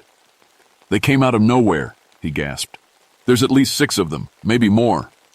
Through the windows we could see the battle raging outside. The creatures were systematically destroying the trucks, making sure none of the hunters could escape. But they weren't killing the men. They were hurting them, driving them toward the lake. "Why aren't they killing them?" Jake asked. I was wondering the same thing. These creatures were strong enough to tear a man in half, but they were being careful not to seriously hurt anyone. It was like they were making a point. One of the creatures appeared at our front window. It looked throat. The glass at all of us, then did something I'll never forget. It tapped on the window. 3 short taps, 3 long taps, 3 short taps. SOS in Morse code. "It's trying to communicate," I said. The creature tapped again, then pointed at the chaos outside. Then it pointed at us and shook its head. The message was clear. We're not the enemy. They are. I made a decision that probably saved all our lives. I opened the front door and stepped outside. "Robert, don't," Patricia said. But I had to try. If these things were intelligent enough to use Morse code, maybe they were intelligent enough to negotiate. The creature was standing 10 feet away from me. Up close, it was even more impressive. The muscles under that dark hair looked like steel cables. The hands could probably crush my skull like an egg. But the eyes were calm. I held up my hands to show I wasn't armed. The creature nodded, actually nodded, and stepped closer. It made that almost speech sound again, but this time I caught something familiar in it. It sounded like, "No hurt." "No hurt," I repeated. The creature nodded again, then pointed at the lodge. "No hurt." It was promising not to harm us. I pointed at the hunters, who were still running around the clearing, being herded by the other creatures. "No hurt them?" The creature considered this, then made a different sound. This one sounded like, "They hurt." I understood. The hunters had come here to kill. The creatures were defending themselves. "If they stop shooting, will you let them go?" The conversation was bizarre, but it was working. The creature thought about my question, then made a sound I interpreted as, "Maybe." I turned toward the chaos and shouted, "Carl, stop shooting! They don't want to hurt you!" "Go to hell, Thornfield!" Carl yelled back, firing another shot at one of the creatures. "I'm going to kill every last one of these things." The creature beside me heard that, and its expression changed. The calm look turned to anger, and it bared those massive teeth. I realized that Carl had just signed his own death warrant. What happened next changed everything I thought I knew about the natural world. The creature beside me made a sound, not the almost speech it had been using with me, but something else. A complex series of howls and roars that carried information I couldn't understand but could feel in my bones. The other creatures stopped hurting the hunters and turned toward Carl. There were 5 of them that I could see, maybe more in the shadows. They formed a circle around him, cutting off any chance of escape. Carl raised his rifle, but before he could fire, one of the creatures moved faster than anything that big should be able to move. It plucked the gun from his hands and crushed it like a beer can. Then they picked him up. I thought they were going to kill him, but instead they carried him to the edge of the lake and set him down at the water's edge. The largest creature, the one I'd first encountered, bent down and made those almost speech sounds at Carl. Carl was crying now, begging for his life. The creature listened, then made a decision. It pointed at Carl, then at the road leading out of the forest. The message was clear. Leave. Now. Don't come back. Carl didn't need to be told twice. He ran for the road, leaving his friends and his trucks behind. The other hunters got the message. One by one, they dropped their weapons and backed away. The creatures let them go, but made sure they understood the terms. This was their territory now. Humans were welcome, as long as they came in peace. The creature that had been talking to me turned back to the lodge. It looked at my family, because that's what they were, my family, and made that no-hurt sound again. Then it did something that still gives me chills when I think about it. It walked over to our disabled trucks, reached into its mouth, and pulled out the spark plug wires it had removed earlier. It had kept them safe, like it knew we'd need them later. It handed me the wires, then stepped back. I understood. We were free to go. But there were conditions. Over the next few minutes, using a combination of gestures, sounds, and what I can only call primitive language, we worked out an agreement. The creatures would claim the deep forest as their territory. Humans could visit the outer areas, but not with guns, not to hunt, and never in large groups. In return, they would protect the forest from poachers and developers. They would be its guardians. Before we left, the largest creature did one more thing. It brought its family out of the woods. There was a female, smaller than the male but still massive, and a young one, maybe 4 feet tall, covered in lighter brown hair. A family, just like ours. The young one was curious about our children. It came closer than the adults, making soft sounds that almost sounded like laughter. One of Jake's kids, a 6-year-old named Tommy, wasn't afraid. He waved at the young creature. The young creature waved back. "They're not monsters," Sarah said quietly. "They're just different." I nodded. That's exactly what they were. Different, but not evil. Intelligent, but not human. Powerful, but not cruel. We fixed our trucks and left the forest that night, but the story didn't end there. I submitted a report to my supervisors, but it was classified immediately. The area around Jake's lodge was declared a wildlife preserve with restricted access. Officially, there was nothing unusual about it, but unofficially I was assigned a new position, forest liaison, they called it. My job was to monitor the boundary between human and creature territory to make sure the agreement held. It has, mostly.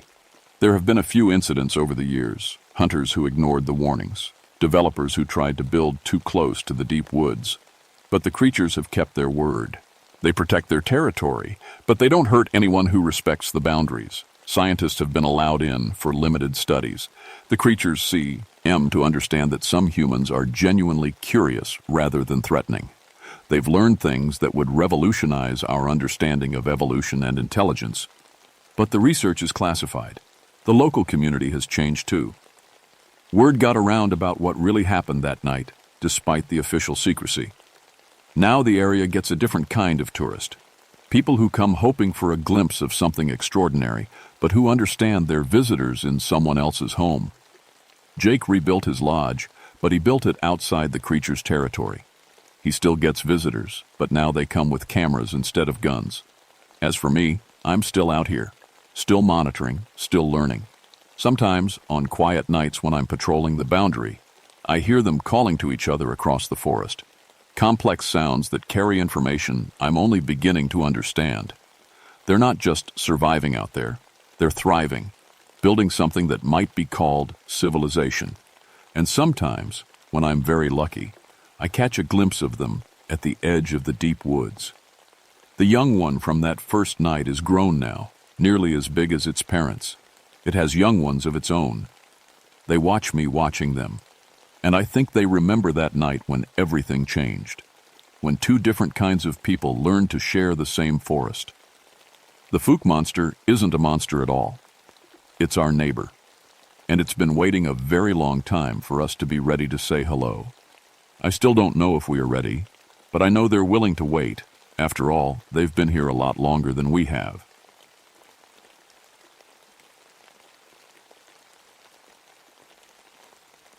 My name is Samuel Creekwater, and I've been a park ranger in the Great Smoky Mountains for 12 years. Half Cherokee, half Irish, I grew up hearing the old stories from my grandmother. Stories about things that lived in these mountains long before the tourists came. Stories I never really believed until October of 1969. The Smokies cover over 500,000 acres across Tennessee and North Carolina. These are the highest peaks in the eastern United States, and they've been Cherokee homeland for thousands of years. My job isn't just keeping hikers safe. I run cultural programs teaching visitors about Cherokee history and traditions. It's work I love, connecting people to this sacred land. That autumn was different from the start. The leaves turned earlier than usual, brilliant reds and golds that took your breath away. But there was something else in the air, something that made the hair on your arms stand up when you walked the back trails alone. The animals were acting strange too. Deer avoiding certain areas, birds going quiet in spots where they used to sing. My grandmother, Mary Creekwater, was 83 and knew more Cherokee lore than anyone alive. She'd been visiting me that week, helping with a cultural education program for a group of college students. 20 kids from the University of Tennessee, eager to learn about Native American traditions. Something's not right in these mountains, she told me on the third day, stirring her coffee with a wooden spoon she'd carried for 50 years. The balance is broken somewhere, I laughed it off. Probably just the weather changing, Grandma. You know how the mountains get in fall. But she shook her head, her dark eyes serious. No, grandson. This is different. Something sacred has been disturbed. The first real sign of trouble came on October 15th. A group of backpackers stumbled into the ranger station around sunset, shaken and babbling about a mountain lion that walked like a man.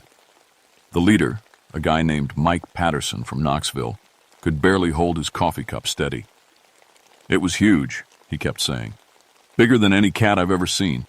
But it stood up on two legs and looked right at us. Those eyes, they weren't animal eyes. They were human. I wrote up the report like always, but I wasn't too worried. People see all kinds of things in the mountains, especially when they're tired and scared. Black bears can look pretty strange when they rear up on their hind legs. But then Patterson said something that made my blood run cold. It was near those old Cherokee sites you told us about yesterday, the ceremonial grounds up on Thunderhead Mountain. The thing was just standing there, like it was guarding something. That night, I couldn't sleep. I kept thinking about what my grandmother had said about sacred things being disturbed. The Thunderhead area was off limits to the public, too remote and dangerous for casual hikers. But it was also one of the most sacred Cherokee sites in the entire park, where women had held special ceremonies for hundreds of years. The next morning, I hiked up to Thunderhead alone.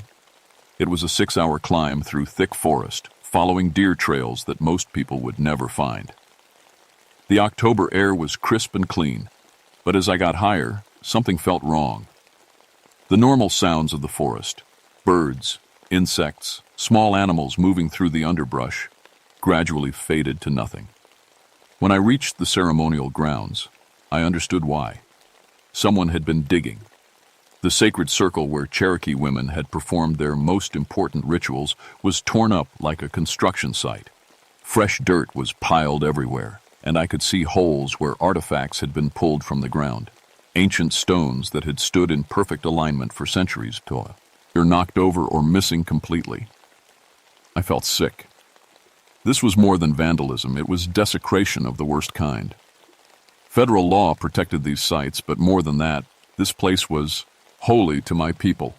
Whoever had done this didn't just break the law, they'd violated something much deeper. I was taking pictures for evidence when I heard it.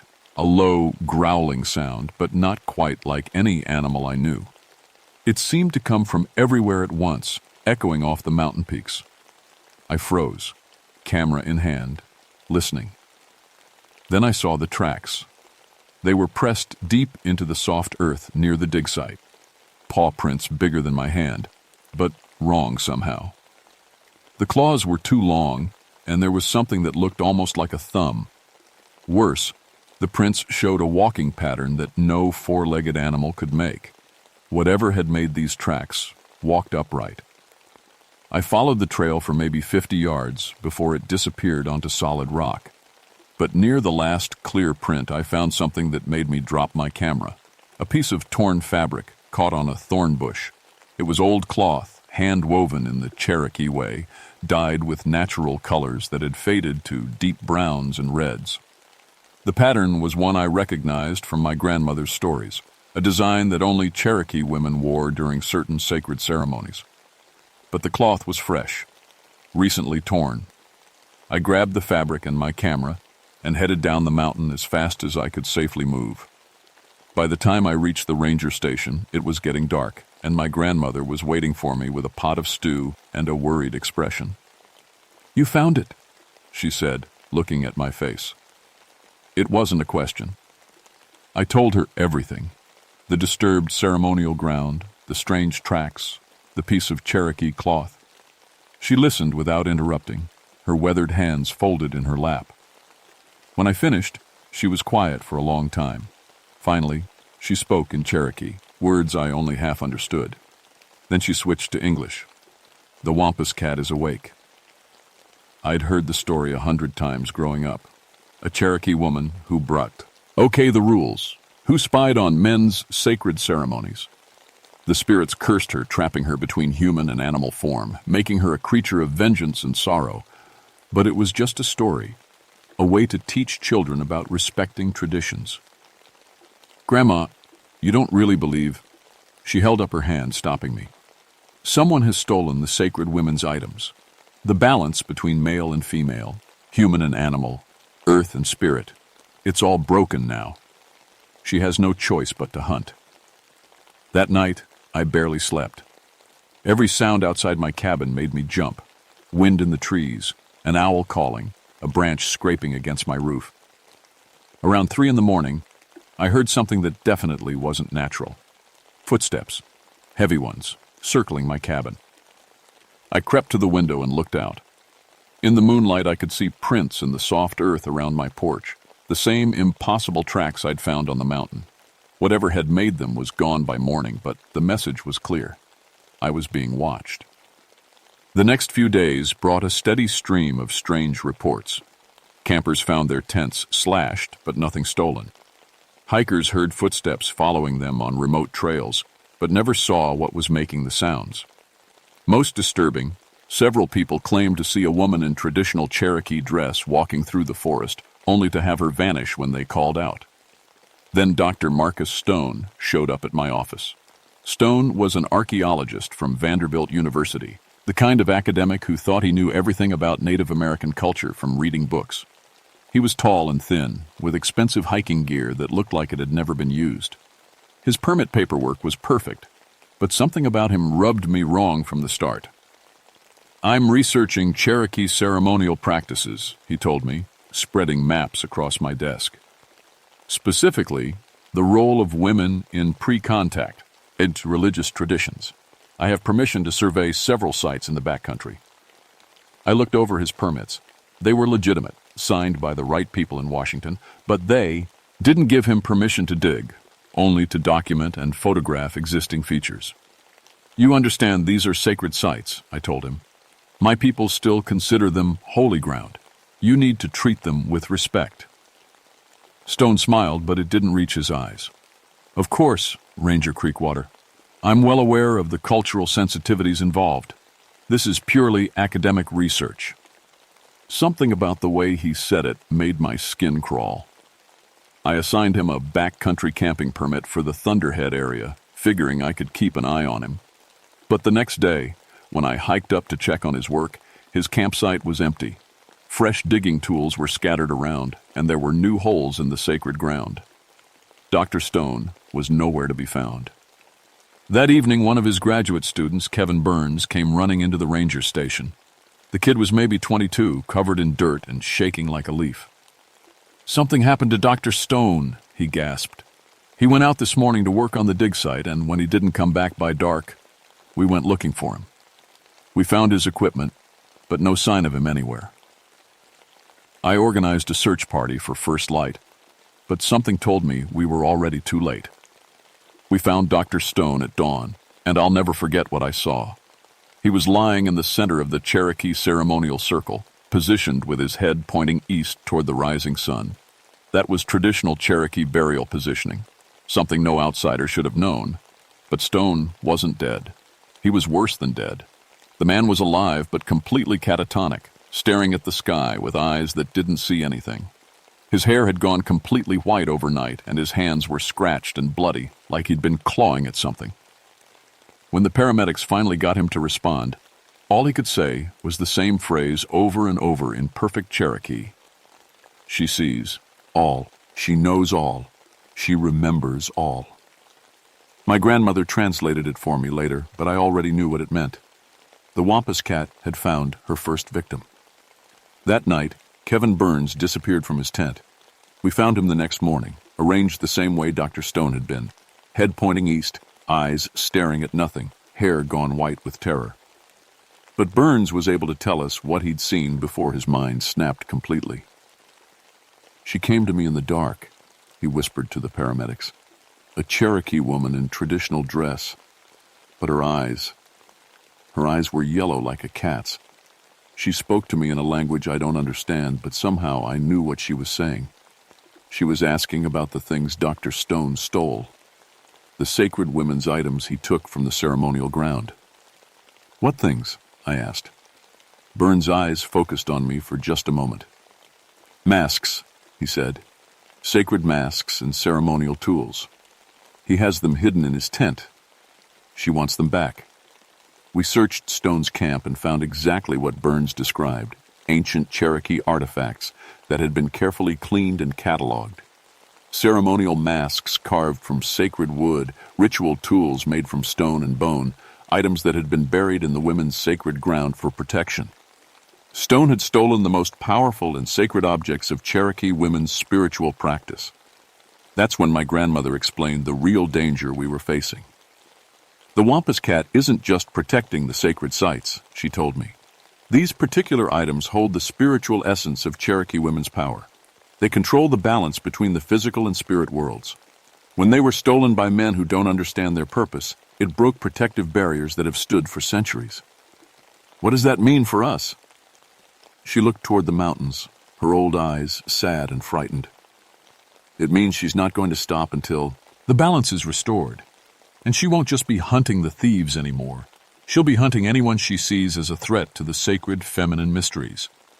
As if to prove her point, that night we got reports of a large cat-like creature attacking every male camper in a 10-mile radius. Women were left alone, but men were stalked, terrorized, and driven from the mountains by something that seemed to know their exact location no matter where they tried to hide.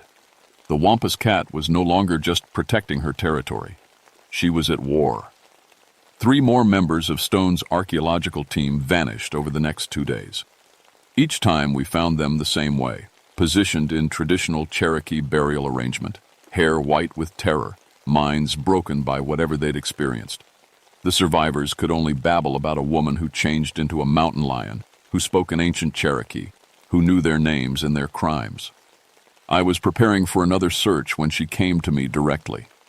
I was alone in my cabin, going over maps and trying to figure out how to stop the attacks, when I heard a soft knock at my door. When I opened it, a Cherokee woman was standing on my porch. She was beautiful in the way of the old photographs. High cheekbones, long black hair braided with traditional beads, wearing a dress of hand-woven cloth dyed in the sacred colors. But her eyes were the amber yellow of a mountain lion, and they held a sadness deeper than any human should carry. "Samuel Creekwater," she said in Cherokee, her voice like wind through pine needles. "Grandson of Mary Creekwater. You know who I am." I could barely speak. "You're the Wampus cat."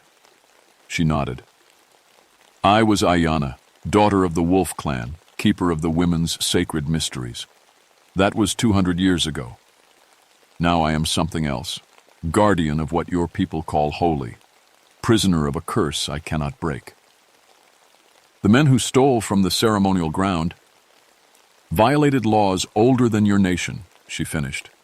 "They took items that control the boundary between life and death, between the physical world and the spirit realm. In the hands of those who don't understand their power, these artifacts are dangerous beyond your imagination."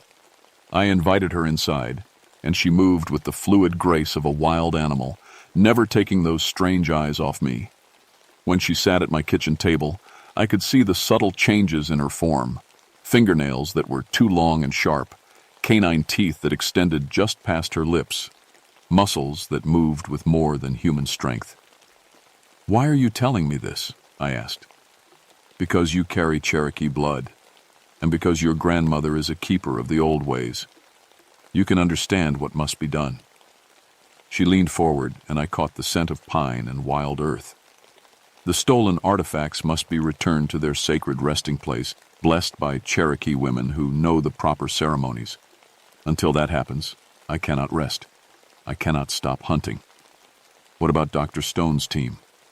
The people you've already—" I couldn't finish the sentence. Her expression softened slightly. "I have not killed them. Death would be mercy compared to what they experienced. They violated the most sacred laws of my people, so I showed them the price of that violation. They will live, but they will never forget what they saw." A sound outside made her head snap up, and suddenly she was different, more animal than human, muscles tensed for violence. "More of them come," she said. "The leader, Stone. He thinks he can retrieve his stolen treasures." Through my window, I could see flashlight beams moving through the trees. Dr. Stone had recovered enough to return, and he'd brought help, armed men who clearly weren't park rangers or archaeologists. "He doesn't understand," Ayanna said, rising from her chair. As she stood, her human form began to shift and blur. "He thinks this is about money or academic reputation. He cannot comprehend that he has awakened forces beyond his power to control." "Wait," I said. "There has to be another way." But she was already changing, her beautiful human form flowing like water into something else. In seconds, a massive mountain lion stood in my kitchen, easily twice the size of any natural cat. But the yellow eyes remained intelligent, unmistakably human in their awareness. She padded to the door, then looked back at me with an expression that somehow conveyed both sadness and determination. When she spoke, it was in a voice that combined human speech with the rumbling growl of a large predator.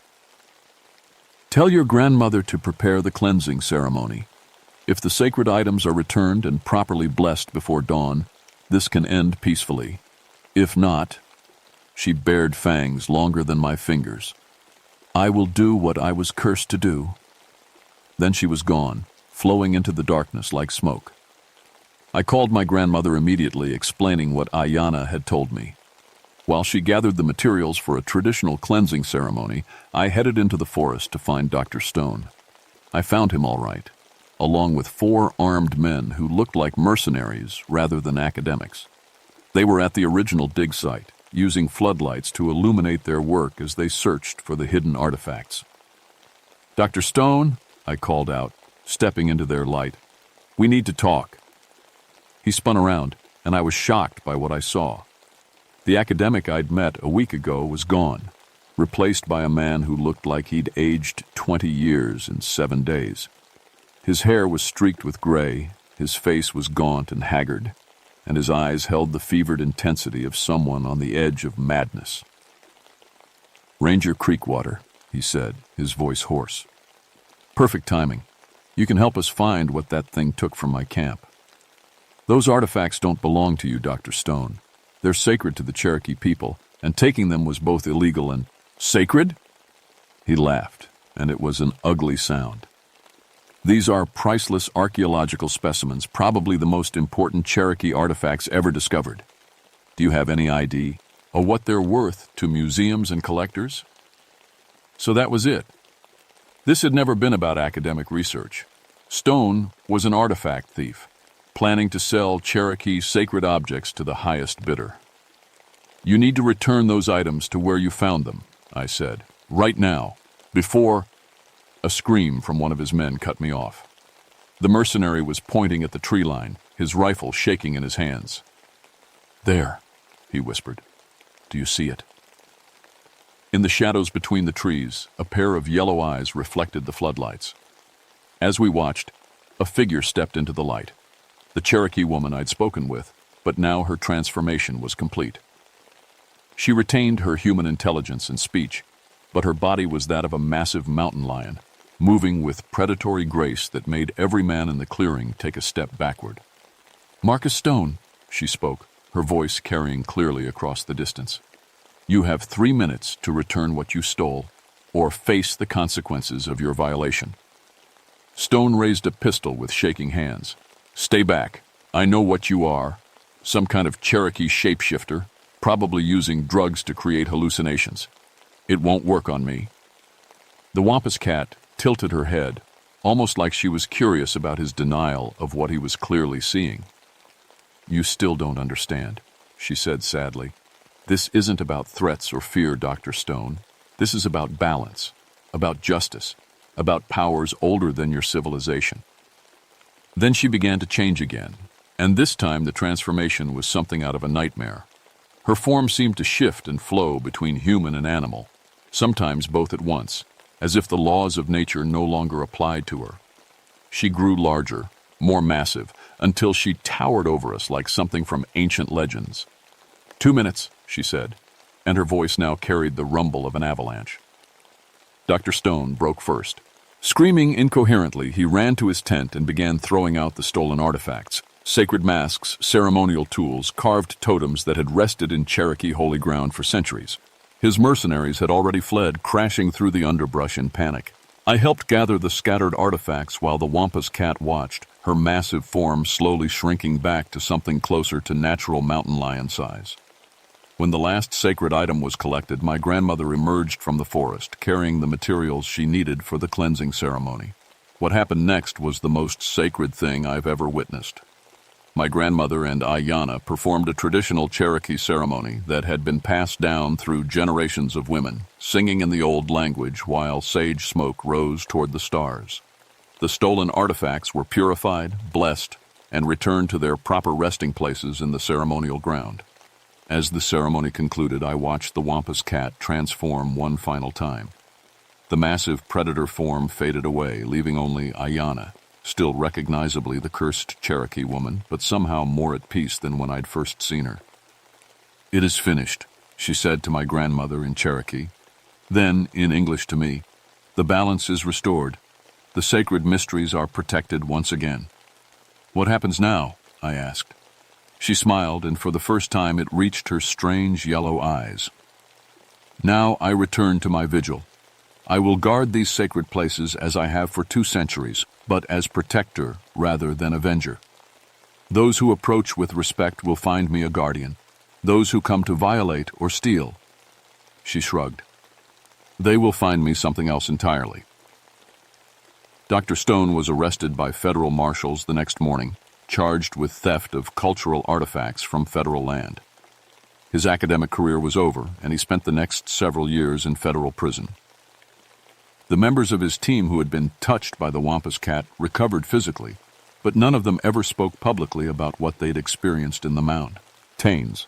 I was promoted to head of Cherokee cultural programs for the entire park system, working directly with tribal elders to ensure that sacred sites received proper protection and respect. The ceremonial ground on Thunderhead Mountain was designated as off-limits to all but traditional Cherokee ceremonies, with enhanced security measures that few people understood the true purpose of. My grandmother lived 3 more years, long enough to see the sacred sites properly protected and the old traditions honored. Before she died, she told me something that I've never shared with anyone else. "Ayanna is not the only guardian in these mountains," she said. "The Cherokee people have always known that some things are too important to leave to human protection alone. The spirits of the land itself watch over what is sacred." I still work in the Great Smoky Mountains, 25 years later. I've never seen the Wampus cat again, but I know she's there. Sometimes hikers report glimpsing a large mountain lion watching them from ridgelines. Others claim to see a Cherokee woman in traditional dress walking the forest paths at dawn or dusk.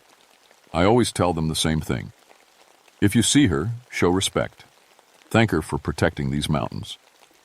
And remember that some places, some things, are sacred to people who lived here long before you arrived. Because the Wampus cat is still out there, still standing guard over the mysteries of her people, and as long as there are those who would violate or steal what is sacred, she always will be. The mountains remember everything, and they protect what needs protecting, no matter how long it takes.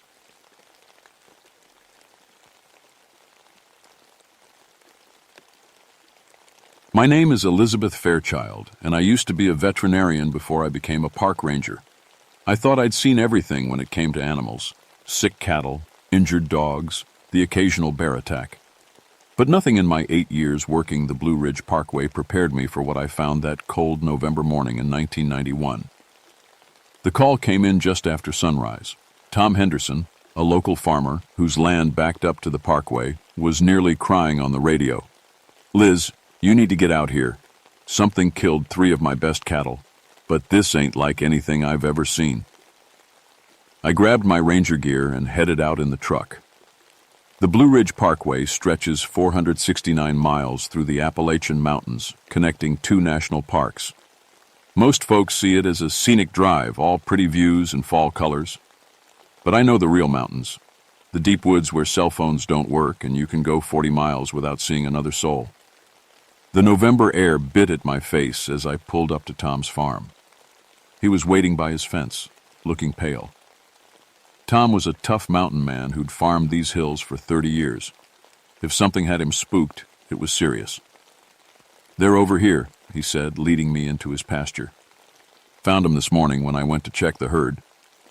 What I saw made my stomach turn. 3 full-grown cattle lay in a neat line about 20 feet apart. But these weren't normal kills. The bite marks were huge, way too big for any wolf or dog I knew. The wounds were clean, surgical almost, like whatever did this knew exactly where to bite for a quick kill. "Tom, have you seen any large dogs around? Maybe a pack of wild ones?" He shook his head. "Liz, I found tracks. You need to see them." He led me to a muddy patch near the creek. There in the soft earth were paw prints unlike anything in my veterinary textbooks. They were massive, bigger than my hand, but what made my skin crawl was the shape. They looked almost human at the heel, like whatever made them could walk on two legs if it wanted to. "There's something else," Tom said quietly. "Yesterday evening, just before dark, I was fixing the fence over yonder. I heard this sound, like a wolf howling but deeper, louder. And when I looked up, I swear I saw something standing at the edge of those trees. Something big. It was watching me. I measured the tracks and took photos, trying to stay professional, but my hands were shaking. In all my years studying animal behavior, I'd never seen anything like this. Tom, I want you to keep your livestock close to the house for now, and if you see or hear anything strange, you call me right away." As I drove back to the ranger station, I couldn't shake the feeling that I was being watched. The mountain forest felt different somehow, quieter, like even the birds were afraid to make noise. That night, I dug through old reports and local history books. The mountains had stories going back generations. German settlers talked about something they called a warg, a giant wolf that walked like a man.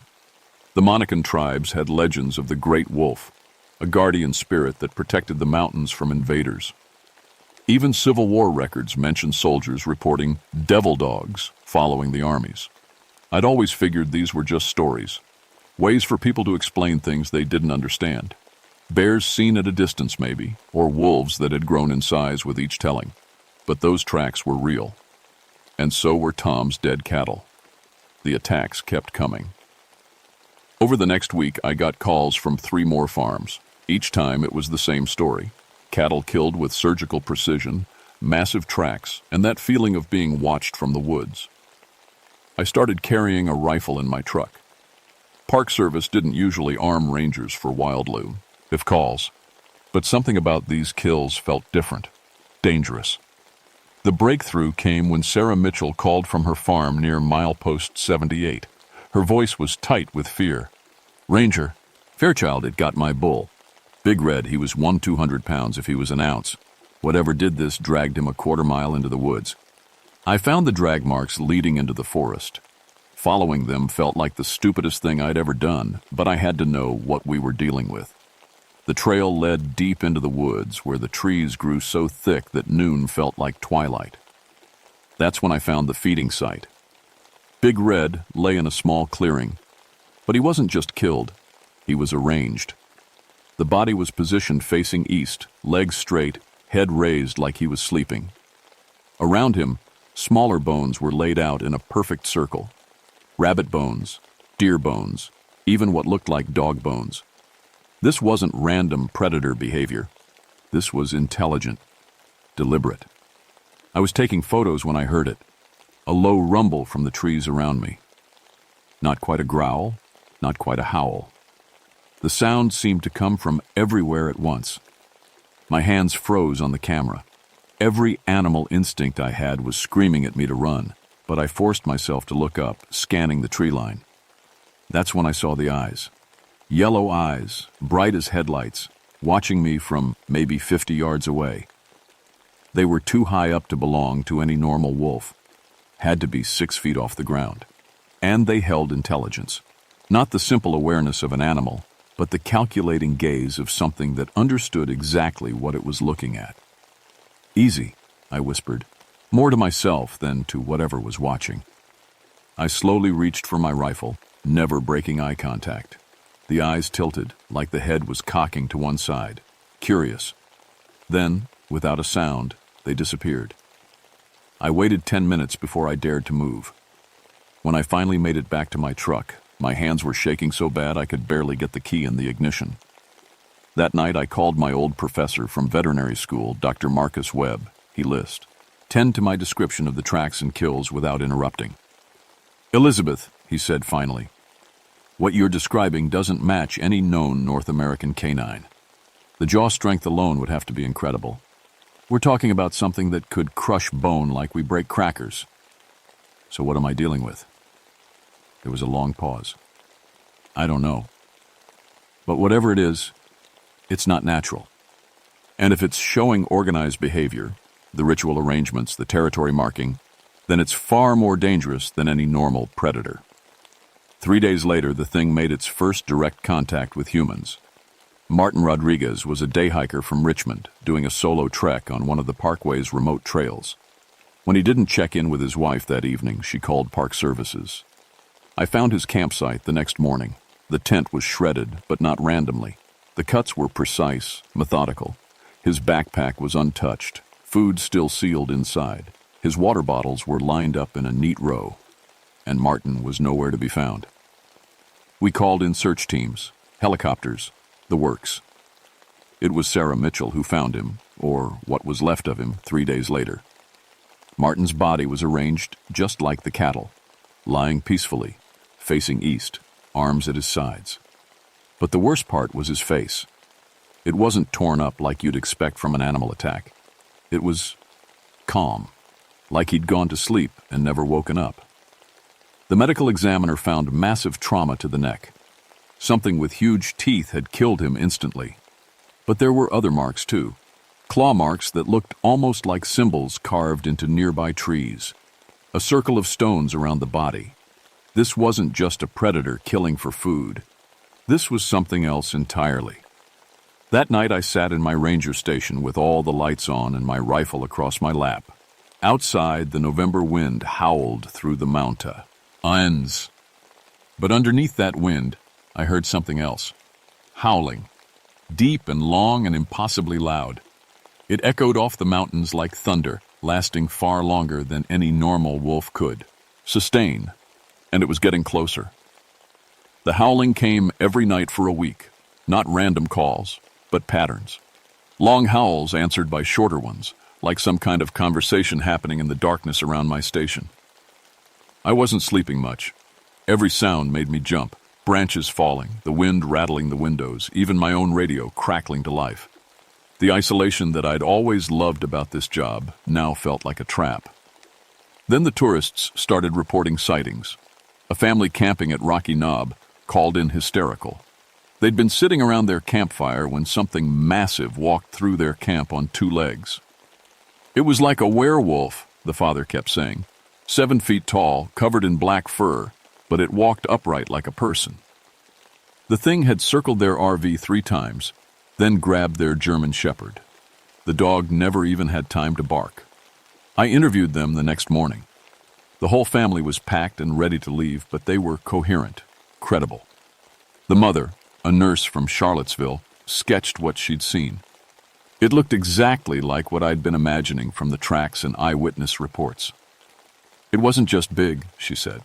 It was smart. When my husband turned on the RV's floodlights, the thing didn't run.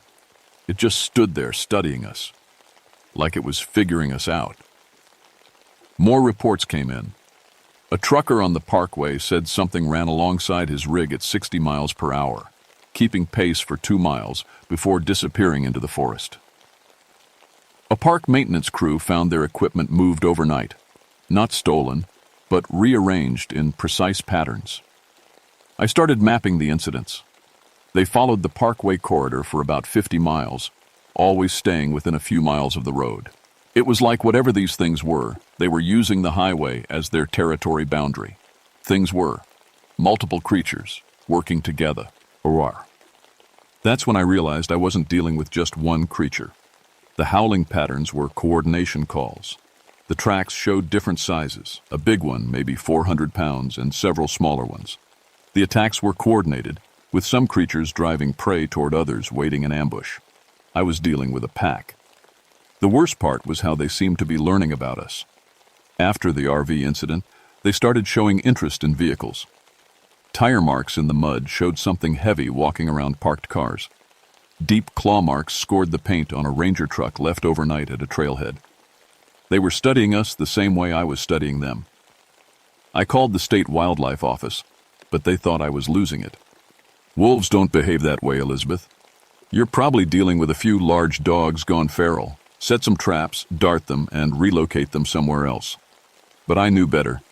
These weren't dogs, and they were getting bolder. The night everything changed, I was doing a late patrol near milepost 85. It was past midnight, snow starting to fall, and I was thinking about heading back to the station when my headlights caught something on the road ahead. A massive black shape was standing right in the middle of the parkway. I stopped the truck about 100 yards away and grabbed my spotlight. When the beam hit it, I saw the creature clearly for the first time. It was enormous. Had to be 7 feet tall even on all fours. Its fur was black as coal, and its head was the size of a bear's, but shaped like a wolf's. When it turned to look at me, those yellow eyes reflected my light like mirrors. But the thing that made my blood freeze was what it did next. It stood up, rose up on its back legs like a person, towering over 8 feet tall now. Its front paws, hands, hung at its sides, and it just stood there looking at me. Not threatening, not preparing to attack. Just looking. We stared at each other for maybe 30 seconds. Then it did something that nearly made me crash the truck. It raised one massive hand and waved. Not a random gesture. A clear, deliberate wave. Like it was saying hello. Then it dropped back to all fours and vanished into the forest so fast I barely saw it move. I sat there shaking for 10 minutes before I could drive again. When I got back to the station, I poured myself 3 fingers of bourbon and tried to make sense of what I'd seen. That thing had recognized me, acknowledged me. Whatever intelligence was behind those yellow eyes, it knew exactly who I was. The next morning, I found huge paw prints in the snow around my ranger station. The creature had been there while I slept, walking around the building, leaving tracks by every window. It had been watching me sleep. That afternoon, I got the call that changed everything. Tom Henderson's voice was tight with terror. "Liz, you need to get out here right now. They got my grandson's school bus." I broke every speed limit getting to Tom's farm. The school bus was sitting sideways across his access road, empty, with the driver's door hanging open. No blood, no signs of struggle, but massive claw marks scored the yellow paint. "Where's Billy?" I asked Tom. His grandson was 8 years old, rode this bus every day from school. "He's safe. Bus driver got the kids out and ran them to my house when those things showed up. But, Liz," Tom pointed toward the tree line, "there's a whole pack of them up there. Been watching us for the last hour." I counted at least 6 pairs of yellow eyes gleaming in the forest shadows. They weren't hiding anymore. They wanted us to see them. "Tom, get Billy and your family into the house and lock the doors. I'm calling for backup." But when I tried my radio, all I got was static. My cell phone showed no signal. They'd cut us off somehow. That's when I heard it. A sound that made my skin crawl. A human voice calling from the woods. "Help. Help me." It sounded like a woman, scared and hurt. Every instinct told me it was a trap, but what if someone was really in trouble? "Stay in the house," I told Tom, then headed toward the forest with my rifle ready. The voice called again, deeper in the woods now. "Please, I'm hurt." But as I got closer, I realized the voice wasn't quite right. The words were human, but underneath them was something else. A rumbling animal undertone, like a recording being played through a broken speaker. I stopped at the tree line. "I'm a park ranger. If you're hurt, come toward my voice." The voice stopped. For a moment, the forest was completely silent. Then the largest creature I'd ever seen stepped out from behind a massive oak tree. It was the one from the road, but standing upright, it looked even more impossible. 8.5 feet tall, covered in thick black fur, with arms like tree trunks and hands that ended in claws longer than my fingers. Its head was a nightmare mix of wolf and something older, more primitive. But its eyes held intelligence that was almost human. When it spoke, its voice was deep as thunder, words carefully formed around teeth designed for tearing flesh. "You are the animal doctor." I nearly dropped my rifle. "You can talk. We remember your kind, the ones who healed the sick beasts long ago." It tilted its massive head. "You study us. We study you." "What are you?" The creature, I couldn't think of it as just an animal anymore, seemed to consider the question. We are what remains, guardians of the deep places. When the old treaties were broken, we slept. Now we wake. Treaties? Your kind spreads like fire, burns the forests, poisons the streams, kills without need. Its yellow eyes narrowed. We were made to stop this. Made. Not born, not evolved. Made. The Native Americans, I said, pieces clicking together. The Monacan stories about the great wolf. The shamans called us for, and when the land was threatened, gave us purpose, intelligence, made us guardians of what should not be touched. The creature's voice carried centuries of sadness. But guardians can become avengers when pushed too far. I understood now. These weren't just mutated wolves or escaped lab animals. They were something far older and more dangerous. Protectors created by desperate people to defend their homeland. The killings, the cattle. We take only what we need, but your people build roads through sacred places. Bring metal beasts that leak poison. Cut down trees older than your civilization. The creature stepped closer, and I fought every instinct not to run. We are patient, but patience has limits. What do you want? Recognition, respect, boundaries that will not be crossed. Its voice dropped to a growl. Or we will make our own boundaries. That's when I heard the helicopters. The creature heard them too, its head snapping up, ears pricked. Through the trees I could see military aircraft approaching, not Park Service, but black helicopters with no markings.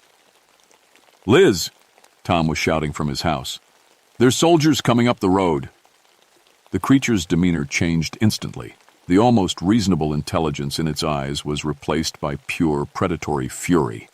They come to cage us again, it snarled. Make us experiments. Use our blood for their weapons. Again? What do you mean, again? But there was no time for answers. The helicopters were landing and armed soldiers were pouring out. Not Park Service, not local police. These were military, moving with the precision of a special operations team. The creature threw back its massive head and howled, a sound that shook the trees and seemed to come from the earth itself. From all around us, answering howls echoed through the mountains. The pack was coming. You must choose, the creature said, looking down at me with those ancient eyes. Help them cage us, or help us remain free. As soldiers surrounded the area and my radio crackled back to life with military frequencies, I realized this was bigger than just protecting livestock or managing wildlife. This was about the last free things in a world that was running out of wild places. And somehow, I was caught right in the middle of a war that had been building for centuries. The battle lasted less than 10 minutes, but it felt like hours. The creatures moved like shadows made flesh, using the forest terrain with impossible skill. The soldiers had training and technology, but the pack had something more. They were fighting for their home. I made my choice when I saw a soldier raising a tranquilizer rifle toward the Alpha. Before I could think about it, I knocked his aim off, sending the dart into a tree trunk. "What the hell, Ranger?" he shouted. "They're not animals," I said. "They're people. Different, but people." The Alpha caught my eye and nodded once, acknowledgement and gratitude.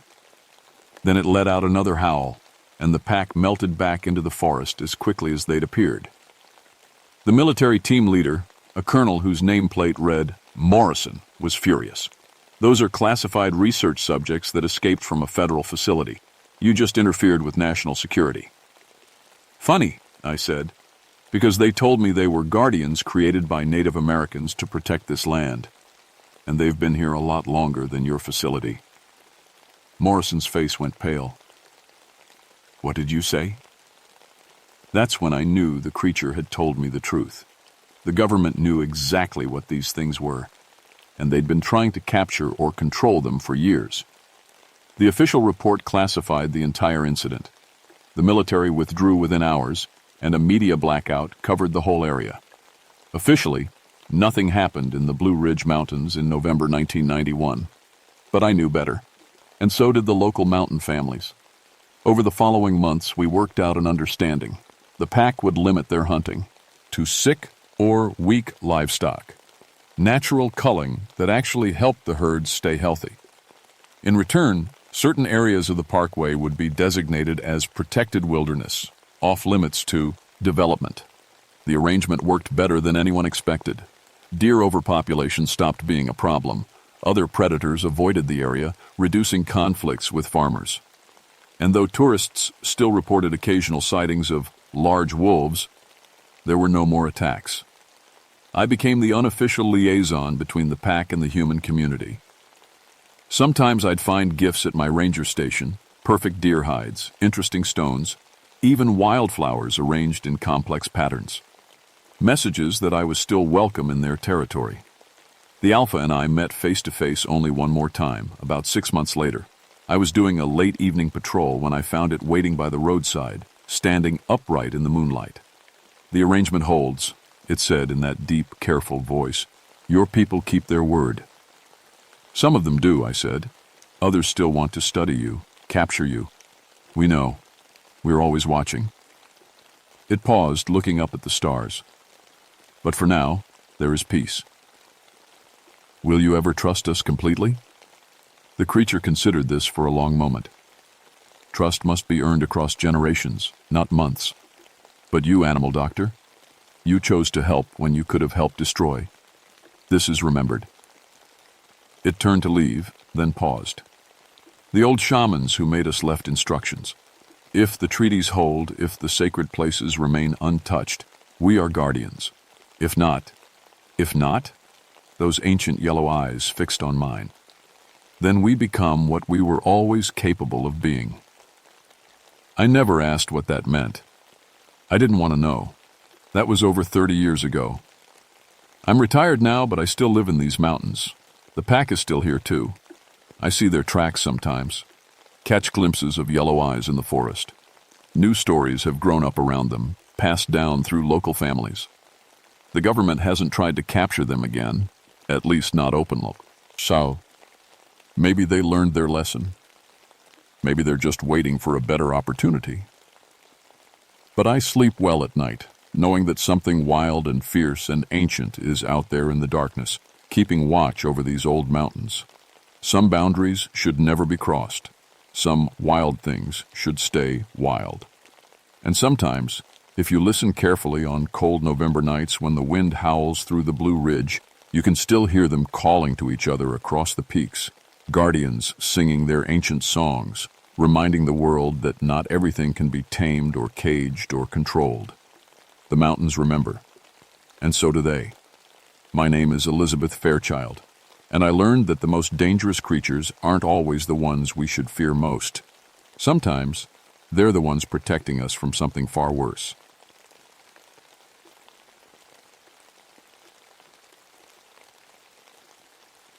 My name is Theodore Blackthorne, and I've been a park ranger at Seneca Rocks for 20 years. I've seen a lot of things in these West Virginia mountains that would make most folks nervous. Bear attacks, lightning strikes, climbers who pushed too hard and paid the price. But I never believed in ghost stories. Spent too many nights alone in these mountains during the war to get spooked by wind and shadows. That changed in March 1955 when the Hollow Men came for my son. Seneca Rocks stands 900 feet tall, a knife edge of limestone cutting into the sky. It's been drawing climbers from all over the country since the war ended. Technical stuff, the kind of climbing that separates the weekend warriors from the real deal. I've made more rescues off that rock face than I care to count. The mountain has history, dark history. During the war, there was a German POW camp about 15 miles east. Some of those prisoners tried to escape through these mountains. Most got caught or died trying. The Seneca Indians used to tell stories about shadow people living in the rock itself. Civil War deserters hid in the caves during the 1860s. I always figured that was just talk. Old stories get bigger with each telling. My boy Michael was 16 that spring, tall and lean like his mother. He'd been climbing with me since he could walk, and by that March he was better on the rock than most adults. When his high school started a climbing club, I was the one who taught them the basics. Safety first, I always said. Check your gear twice. Trust your partner. Respect the mountain. The weather that week had been strange. Late winter storms kept rolling through, leaving ice on the north faces even when the sun was shining. Fog banks would appear out of nowhere, thick as cotton, then vanish just as quick. The kind of weather that makes even experienced climbers nervous. On March 15th, Hale's group got permission for an overnight climb. 5 kids total, plus their teacher, Mr. Patterson. They were planning to camp on the ledge system about 400 feet up, then complete the summit the next morning. I checked their gear myself before they left. Everything looked solid. That night, the storm hit harder than the Weather Service predicted. 60-mile-per-hour winds, freezing rain, temperature drop of 30 degrees in 2 hours. I was already putting together a rescue team when the radio crackled to life. "Base, this is Patterson. We need help up here. Something's wrong. Really wrong." His voice was shaking. In 5 years of teaching, I'd never heard Tom Patterson sound scared. "What's your situation?" I asked. "The ropes. Someone cut our ropes. All of them. And there are people moving around on the rock face. People who shouldn't be able to move like that." The radio went dead. Static for 10 seconds. Then nothing. I grabbed my gear and headed for the mountain. The storm was getting worse, but 6 people were trapped up there. One of them was my son. The rescue took 4 hours to organize. By the time we had enough people and equipment, dawn was breaking gray and cold over the mountains. The storm had passed, leaving the rock face coated in ice, beautiful and deadly. I led the team up the standard route, following the same path Michael's group had taken. At 200 feet, we found the first sign of trouble. One of their climbing ropes hung from an anchor point, cut clean through. Not frayed or broken, cut. The end looked like it had been sliced with a surgeon's knife. "Who would do something like this?" asked Jake Morrison, one of my fellow rangers. His daughter Jenny was with Michael's group. I examined the cut more closely. The rope was dynamic climbing cord, designed to stretch under load. Cutting it would take a sharp blade and considerable strength. But more than that, whoever did it would have needed to reach the rope while it was hanging free on the rock face. That meant climbing skills. Expert-level climbing skills. 2. Continued up. At 300 feet, we found more cut ropes. Same precise cuts, same impossible access points. Someone had systematically sabotaged every safety line Michael's group had set. That's when we heard the screaming. It came from above, echoing off the rock walls. A girl's voice, high and terrified. Jenny Morrison. "Dad! Dad, help me! They're coming through the rock!" Jake started climbing faster, his safety protocols forgotten. I grabbed his harness. "Easy. We do this right, or we all die up here." But I was fighting my own panic. That was my boy up there, too. We reached the ledge system at 400 feet just as the sun broke through the clouds. What we found didn't make sense. Michael's group was pressed against the back wall of a narrow ledge, maybe 20 feet long and 4 feet deep. They looked like they'd been awake all night, eyes wide with exhaustion and fear. Their camping gear was scattered, sleeping bags torn, food supplies trampled. "Thank God," Patterson said when he saw us. "They've been gone for an hour, but they'll be back." "Who'll be back?" I asked. Jenny Morrison pointed at the rock face with a shaking finger. "The men with no faces. They came out of the stone." I looked where she was pointing. Solid limestone, no cracks big enough for a person to hide in. No way anyone could approach the ledge except by climbing, and we would have seen other climbers on the mountain. "Tell me exactly what happened," I said. Michael stepped forward. He looked older than his 16 years, like something had aged him overnight. "We were asleep when the storm hit," he said. "Woke up around midnight to check the gear. That's when we found the ropes cut. We figured someone was playing a sick joke, but we couldn't figure out how they got up here. Then we saw them," Patterson added. 3 men in old uniforms, German uniforms like from the war, but their faces," he shuddered. "Smooth. No eyes, no mouth, no nose. Just blank skin where a face should be. They moved through the rock like it was water," Jenny whispered. reached right through the stone and tried to grab us. I wanted to tell them they'd imagined it. Stress, exhaustion, and fear can make people see things that aren't there. But the cut ropes were real. The destroyed campsite was real. And there was something else, a smell hanging in the air. Ozone and metal, like the air after lightning strikes.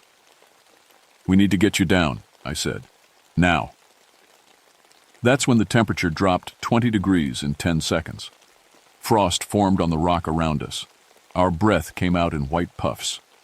And from somewhere inside the mountain, we heard a sound like machinery starting up, a low hum that seemed to come from the stone itself.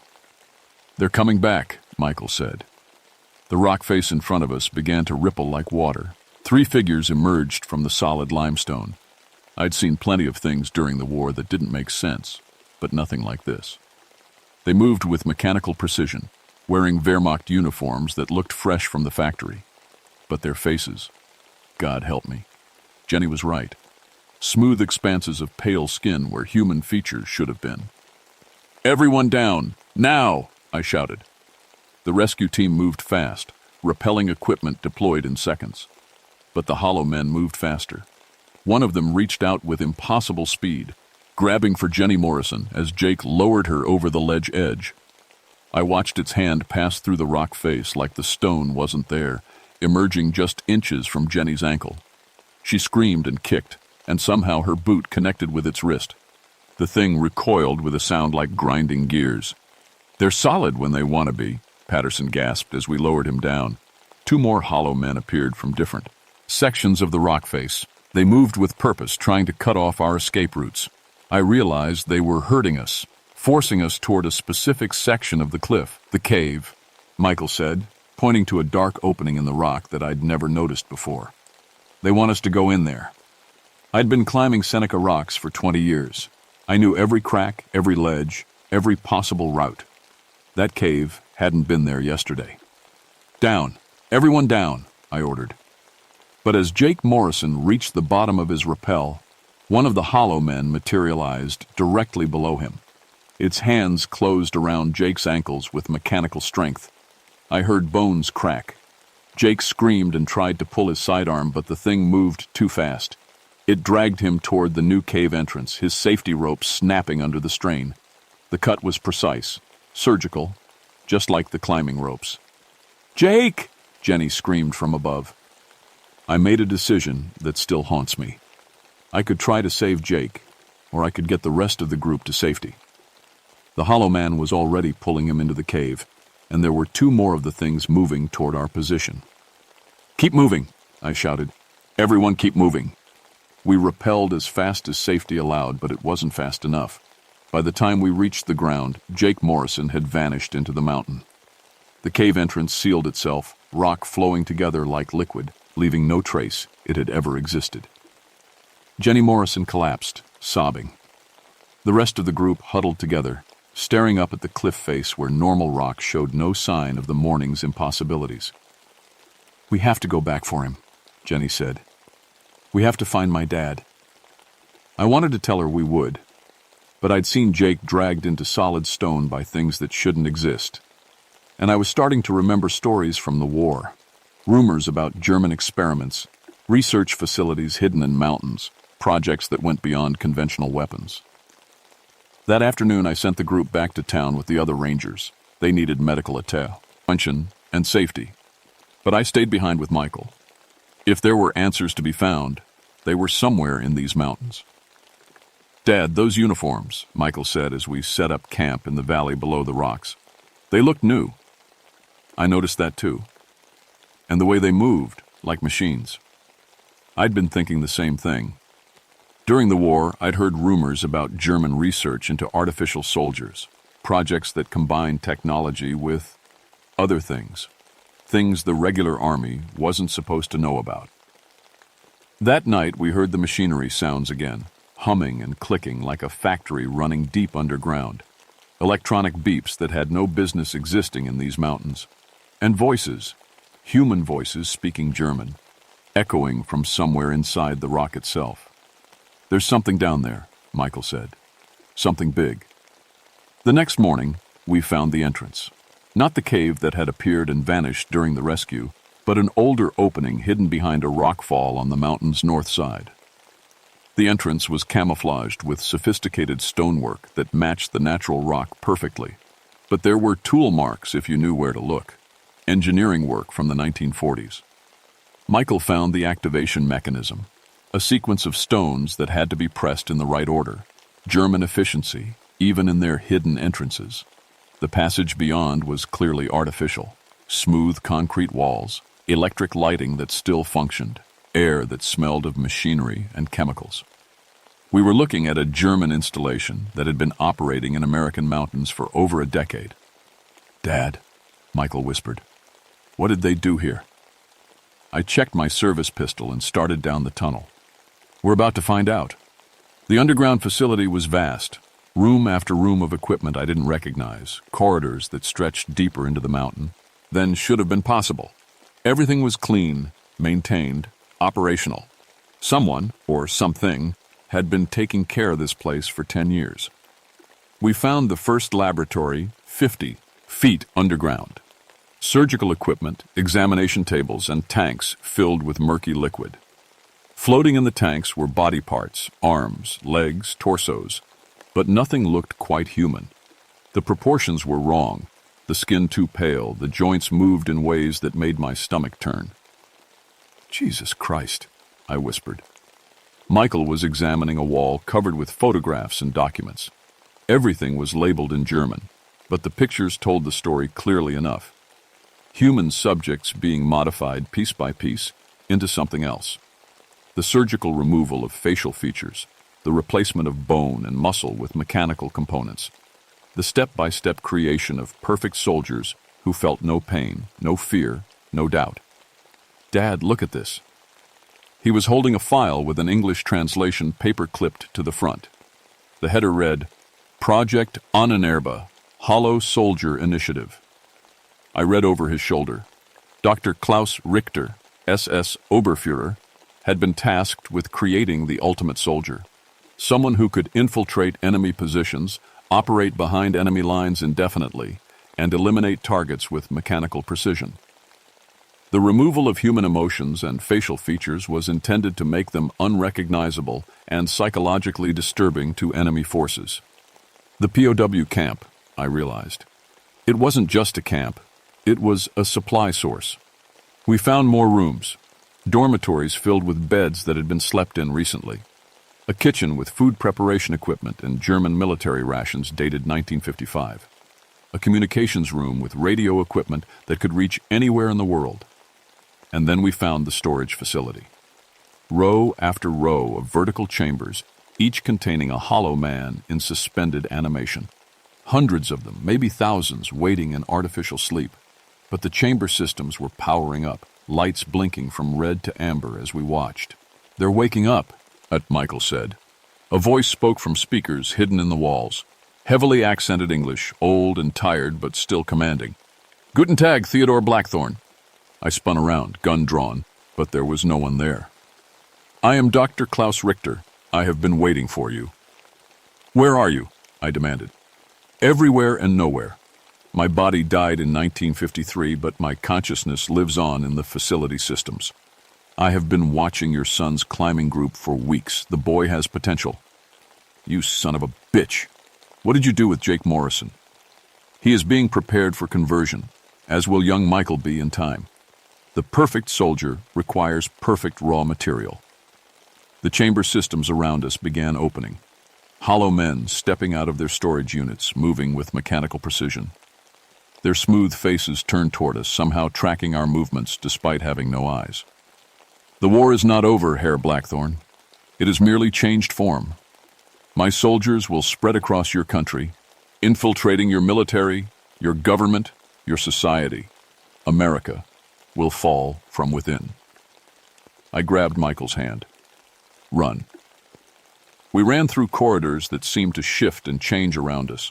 Emergency lights flashed red, alarms sounded, and behind us came the sound of hundreds of hollow men moving in perfect coordination.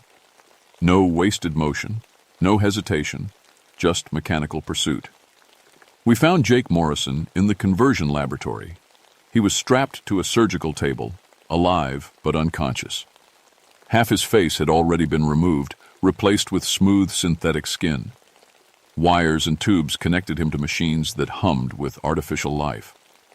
"Dad!" Michael screamed. But it was too late. Jake's conversion was almost complete.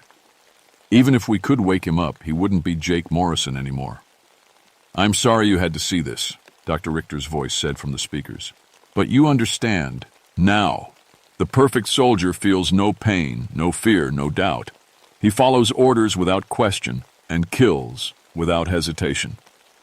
"You're insane," I said. "I am efficient. Your friend will make an excellent addition to my forces." The hollow men entered the laboratory, surrounding us. There were too many to fight, too many to escape. But I noticed something. They moved around certain control panels carefully, avoiding specific equipment. Dr. Richter might be controlling them, but he was still dependent on the facility's systems. "Michael," I whispered, "the central computer. Can you reach it?" He nodded, seeing what I was thinking. I opened fire on the nearest hollow men. My bullets passed through them when they chose to phase, but solid shots staggered them when they remained material. Michael rolled under a surgical table and came up next to the central control system. "What do I do?" he shouted over the gunfire. "Pull everything, every cable, every connection." Dr. Richter's voice became urgent. "Stop. You do not understand what you are doing." Michael grabbed handfuls of cables and yanked them from their connections. Sparks flew, alarms screamed, and the hollow men around us began moving erratically. Without central coordination, they were just individual killing machines with no shared intelligence. "The biomechanical interface," Richter screamed. "You are destroying 60 years of research." "Good," I said, and shot the main computer console. The explosion threw us both against the wall. Emergency power failed, plunging the laboratory into darkness. In the distance, I could hear the facility's structural supports beginning to fail. Whatever Dr. Richter had done to hollow out this mountain, it depended on active systems to maintain stability. Michael and I stumbled through collapsing corridors, following emergency lighting toward what we hoped was an exit. Behind us, hundreds of hollow men were trapped in a facility that was crushing itself. Dr. Richter's voice followed us through the speakers, growing weaker as his systems failed. "You have doomed us all," he whispered. "The hollow men who escaped. They are still out there."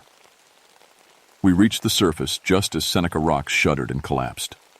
Not the whole formation, but a significant section of the north face. Tons of limestone crashed down, sealing the underground facility forever. The official report blamed the collapse on natural erosion and ice damage. The climbing area was closed indefinitely for safety inspection. Jake Morrison was listed as a climbing accident victim. His body never recovered from the rockfall. Michael and I were debriefed by military intelligence officers who arrived within hours of the collapse. They already knew about the facility, had known for years apparently, but hadn't been able to locate the entrance. Our discovery had solved a decade-old problem for them. We signed papers that basically said we'd never talk about what happened. National security, they said. Potential panic if the story got out. The usual reasons governments give for keeping impossible things secret. But they were worried about something else.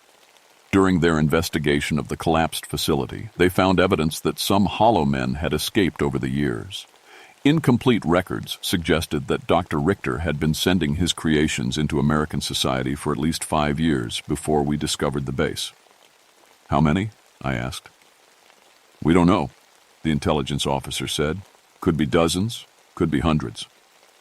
Michael recovered from the trauma better than I did. Kids are resilient that way. But he never climbed again. Couldn't handle being on the rock face, knowing what was buried underneath. He went to college on the GI Bill I never used, became an engineer, moved to a place where the biggest hill is a highway overpass. I stayed at Seneca Rocks for another 15 years. Officially, I was just doing my job. Unofficially, I was watching, making sous. Nothing else emerged from those mountains. There were incidents over the years, climbers who disappeared without a trace, strange reports of figures moving through rock faces, electronic equipment failing near certain parts of the mountain. but nothing as dramatic as that March day in 1955. I retired in 1970 and moved to Florida. Figured I'd had enough of mountains and shadows. But I kept in touch with my replacement, and he kept in touch with his replacement. There's an unofficial network of people who know what's really buried under Seneca rocks. Last week I got a call from the current head ranger. A climbing party had reported seeing figures in old military uniforms moving through the rock face, the same part of the mountain where Michael's group had been trapped. Maybe it's just kids playing pranks, the ranger said. Or maybe some of them are still down there, I finished. I'm 85 years old now. Too old to climb, too old to fight, too old to do much of anything except remember. But I still wake up some nights thinking about Dr. Richter's final words. The hollow men who escaped. They're still out there. And sometimes when I watch the news and see politicians or military leaders speaking with perfect composure, showing no emotion even when discussing terrible things, I wonder if their faces are a little too smooth, a little too perfect, a little too much like the hollow men of Seneca rocks. My name is Theodore Blackthorne, and I've told you the truth about what happened in those mountains. Whether you believe it or not is up to you. But if you ever find yourself climbing at Seneca rocks, and you see figures moving through the stone itself, don't try to get a closer look. Just run.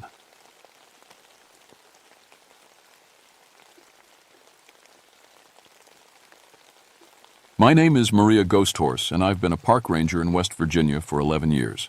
People always ask about my last name. My mom was half Shawnee, Dad was Irish. Growing up, I heard plenty of old stories from both sides of the family, but I learned early on that the wilderness doesn't care about legends. It cares about facts. Dolly Sod's wilderness is not like other parks. 17,000 acres of high plateau that feels more like Alaska than West Virginia. The elevation changes everything. You can have snow in October while it's 70 degrees down in the valleys. The bog plants up there don't belong in our state at all. Scientists say they're leftovers from the Ice Age, trapped on this mountain when the world warmed up. The terrain plays tricks on you. Everything looks the same. Endless stretches of rocks and stunted trees. Your compass spins like a toy because of all the iron in the ground. Even experienced hikers get turned around. That's why they need rangers like me. October 15th, 1988, started like any other day. I was checking trail conditions after an early snowfall when my radio crackled to life. Maria, we got another one. Dispatch sounded tired. Missing hiker report.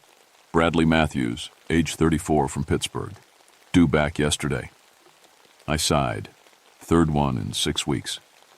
Same area? Yeah, northern section near Bear Rocks. I'd been hoping the pattern would break. 3 experienced backpackers, all vanished in the same general area.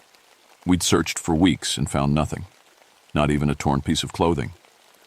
I'm heading up there, I said into the radio. John's already on his way. John Wyndham had been my training officer when I started. 62 years old, knew Dolly Sods better than anyone. If John couldn't find someone, they probably didn't want to be found. The hike to Bear Rocks took me 2 hours. The snow was getting heavier, Wanu, which meant we'd have to call off any helicopter search. Weather changes fast up there. You might start in sunshine and end up in a blizzard. I found John's truck at the trailhead, but no sign of him. That was odd. John always left notes about which trail he was taking. I called his name, but the wind just threw my voice back at me. The first campsite I found belonged to Bradley Matthews. I knew because his name was written on a piece of duct tape stuck to his tent. Everything was perfect. Too perfect. Tent properly staked down, no rips or damage. Sleeping bag laid out neat as a hotel bed. Camp stove clean and ready to use. But no Bradley. I searched the area for 2 hours. No footprints leading away from camp. No signs of a struggle. No blood or torn fabric on nearby branches. It was like he'd just vanished from inside his sleeping bag. The radio on my belt crackled. Maria, this is dispatch. John missed his check-in time. My stomach dropped. John never missed check-ins. Never. When was his last contact? 3 hours ago. Said he was investigating something strange near the Matthews campsite. I keyed the mic. I'm at the Matthews site now. No sign of John. Copy that. We're sending backup, but with this weather... The radio went to static. I tried calling back, but got nothing. The snow was really coming down now, and the temperature was dropping fast. I had maybe an hour of daylight left. That's when I found John's radio. It was sitting on a flat rock about 50 yards from the campsite, just sitting there like someone had placed it carefully. John's ranger badge was right next to it, the metal cold as ice. John would never abandon his radio, never leave his badge behind. Something was very wrong. I searched until darkness forced me back to my truck. All night, I kept thinking about those 3 missing hikers. How their campsites looked like movie sets. Eve, everything in place except the people. And now John. The next morning brought fog so thick I could barely see 10 feet. But I went back up anyway. I had to find John. That's when the strangeness really started. The fog wasn't normal. I've seen mountain fog before. It rolls and shifts with the wind. This stuff hung in the air like it was painted there. Thick as cotton and dead still. I followed the trail by memory, stopping every few minutes to call John's name. The sound seemed to die just a few feet from my mouth, like the fog was swallowing it. About a mile from where I'd found John's radio, I came across something that made my skin crawl. Animal tracks in the mud. Deer, rabbit, even a bear print. But they all stopped at the same invisible line, like the animals had hit a wall. On one side, normal forest floor covered with tracks. On the other side, nothing. Not even bug tracks. The silence was wrong too. No bird calls, no rustling leaves, no insect buzz. Just my boots on the trail and my own breathing. I was studying the track line when I heard voices. Help! Please! I spun around, hand on my radio. Hello? Who's there? Maria? Over here? It sounded like John, but muffled and far away. I followed the voice deeper into the fog. The temperature started dropping. I could see my breath, even though it had been warm minutes before. John, where are you? This way. Hurry. I pushed through some low branches and stumbled into a clearing I'd never seen before. In the center stood an old camping tent, olive green and obviously expensive. A camp chair sat beside it, and a small fire ring held cold ashes. But the tent was empty. Worse than empty. It looked like whoever had been inside had just vanished mid-action. A book lay open, reading glasses balanced on top. A cup of coffee sat on a camp table, still half full but cold as ice. This had to be from one of the missing hikers. Maybe Jessica Chen. She'd disappeared 4 weeks ago. John? I called again. Silence. I photographed everything, then carefully searched the tent. Jessica's Dr. Ivor's license was in a wallet on the sleeping bag. All her gear was accounted for. Hiking boots lined up neat as you please, clothes folded in her pack. Even her toothbrush was laid out beside a travel-sized tube of toothpaste. People don't fold their clothes when they're running for their lives. I was zipping up the tent when I saw them. Footprints in the soft earth beside the fire ring. But these weren't boot prints. They were bare feet, long, narrow, with toes that stretched further than any human foot should. The prints were deep, like whatever made them was very heavy. But here's the thing that made my hands shake. They had no warmth. I'd seen plenty of animal tracks that had filled with water or ice. These were different. The ground around them was actually frozen, even though the air temperature was above freezing. I followed the tracks to the edge of the clearing where they just stopped. Not like the thing had jumped or climbed a tree. Just stopped, like it had vanished into thin air. My radio squawked, making me jump. Maria, this is Dave Morrison. You copy? Dave was another ranger, young guy with only 2 years on the job. I was glad to hear a human voice.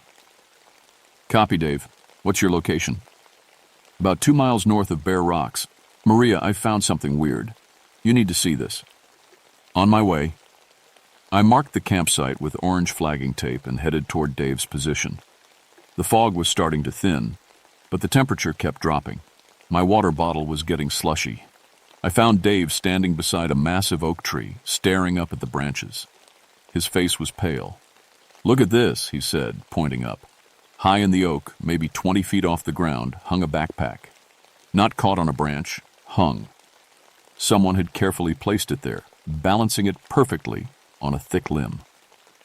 "That's got to be Bradley Matthews' pack," Dave said. "But how the hot hell did it get up there?" I studied the tree. No broken branches, no scuff marks on the bark, no rope or climbing gear visible. "Maybe he threw it up there?" I suggested, not believing it myself. "From this angle? That's a perfect placement, Maria. You'd need a ladder." Dave was right. The pack sat on that branch like someone had walked up there and set it down gently. "We need to get it down," I said. "Already tried. Too high for my throw rope."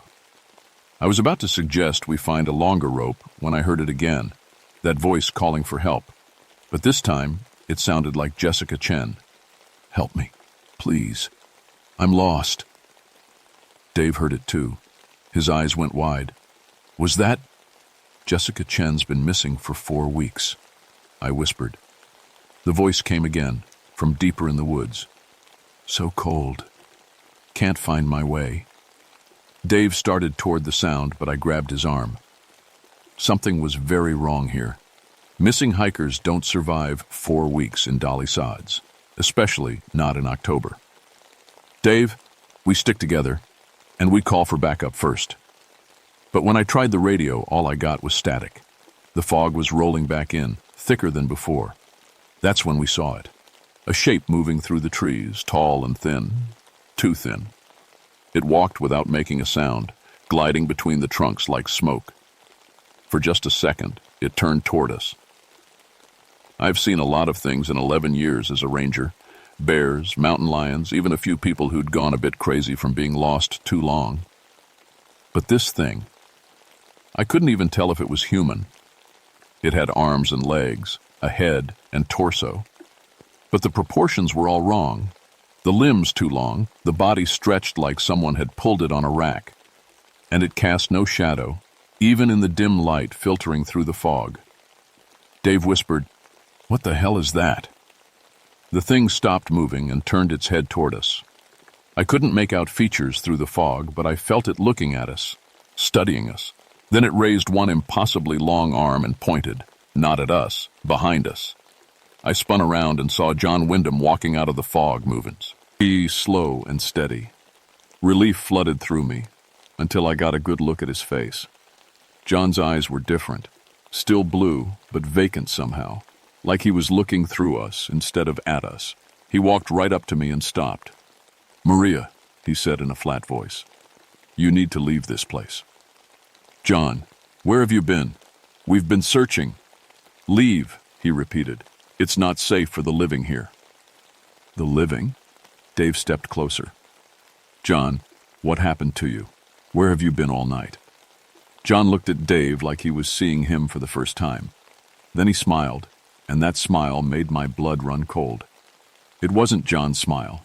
It was too wide, too knowing. "I've been learning," John said, "about the spaces between, about the ones who never made it across." "Across what?" I asked. John pointed behind me. I turned and saw the tall, thin figure again, closer now. Close enough to see that it wasn't wearing clothes. Its skin was gray as old wood, and it moved without any sound at all. "He's been waiting," John said. "Waiting for someone who could help him finish his work." The thing, and I was sure now it wasn't human, stepped closer. When it moved, the temperature dropped another 10 degrees. Ice crystals started forming on the nearby branches. Dave grabbed my arm. "We need to go, now." But when we turned to leave, more shapes emerged from the fog. At least 3 of them, all tall and impossibly thin, all moving without sound. We were surrounded. The things circled us slowly, and I could see them better now. They looked like people who had been stretched on some medieval torture device. Arms that reached nearly to the ground, legs that bent in too many places, fingers that ended in points. But the worst part was their faces. They had human features, but wrong somehow. Eyes that reflected light like an animal's, mouths that never quite closed. And when they breathed, a thin frost came out even though the air wasn't that cold. "John," I said, trying to keep my voice steady, "we need to get out of here." John shook his head. They're not here to hurt us. Maria. They're here to collect. Collect what? The ones who got lost between worlds. Dave was breathing hard beside me. I could feel him getting ready to run, which would be a mistake. These things moved too smoothly, too quietly. They'd catch him before he made it 10 steps. The closest one, I started thinking of it as the Shadow Walker, remembering the old Shawnee stories my grandmother used to tell, stepped forward. When it opened its mouth, words came out, but not from its throat. The voice seemed to come from the air around us. You see us, it said. That is unusual. What do you want? I asked. To finish what was started long ago. Too many souls lost in this place. Too many who died badly and couldn't find their way. I thought about the missing hikers, their perfect campsites with no signs of struggle. You took them. We guided them.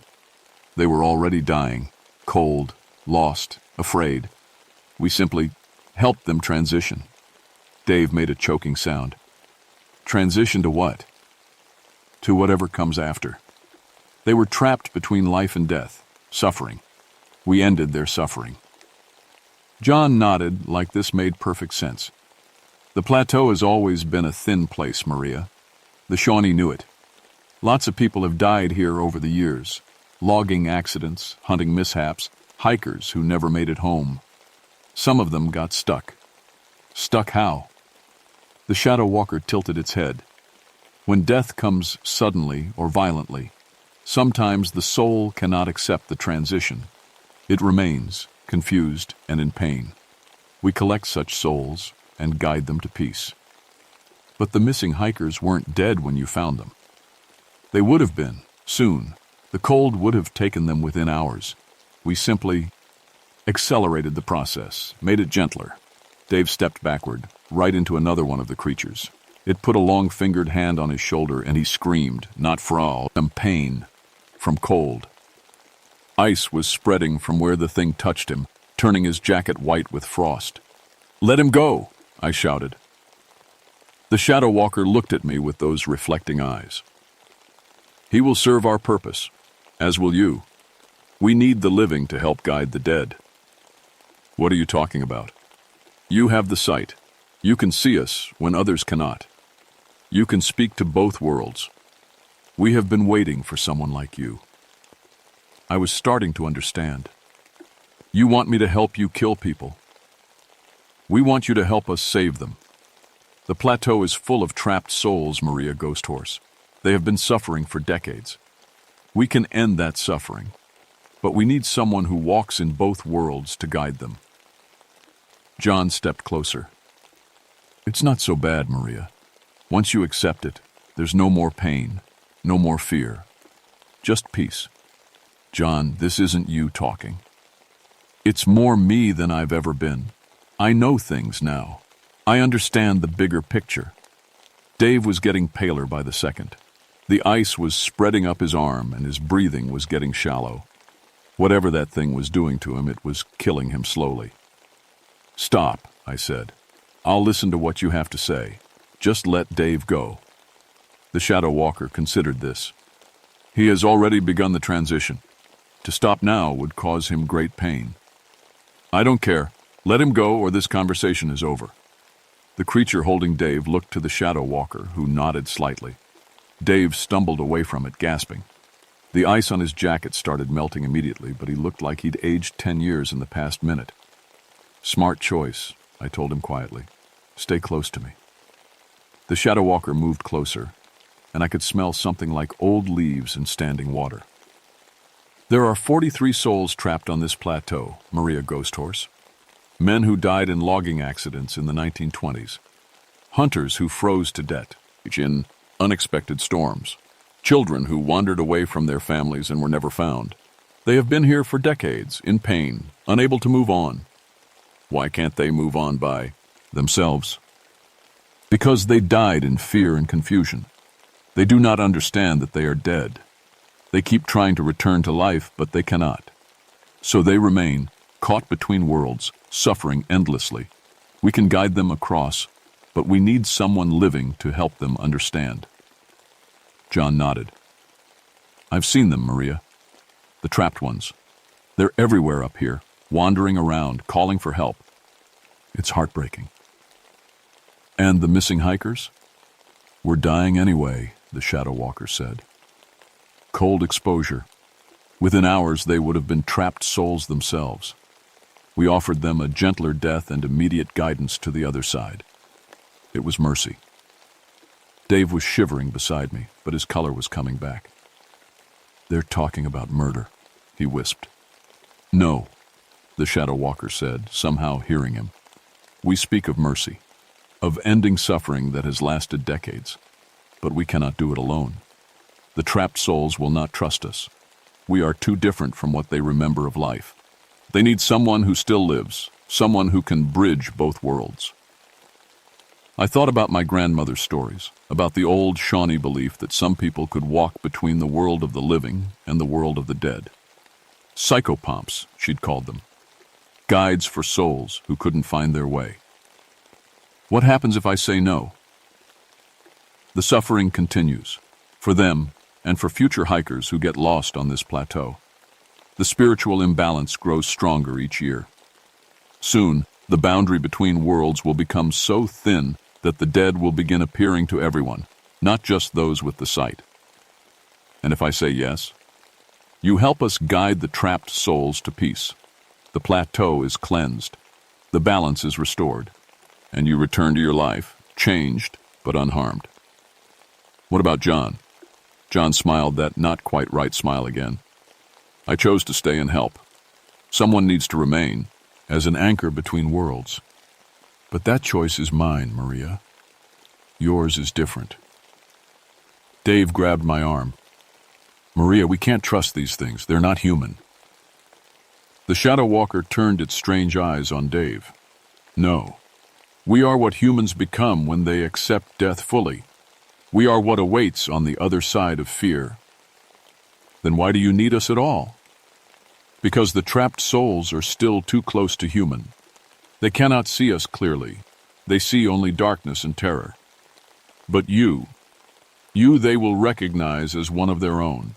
You can comfort them as they cross over. I looked around at the circle of creatures surrounding us. In the daylight, they looked less terrifying and more sad, like they had been human once and remembered what that felt like. If I agree to help, I said slowly, what guarantee do I have that you won't just kill me when you're done? We do not kill, Maria Ghost Horse. We guide.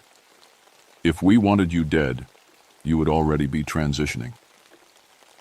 Dave was shaking his head frantically, but I was thinking about those missing hikers, about their peaceful campsites and the lack of any struggle.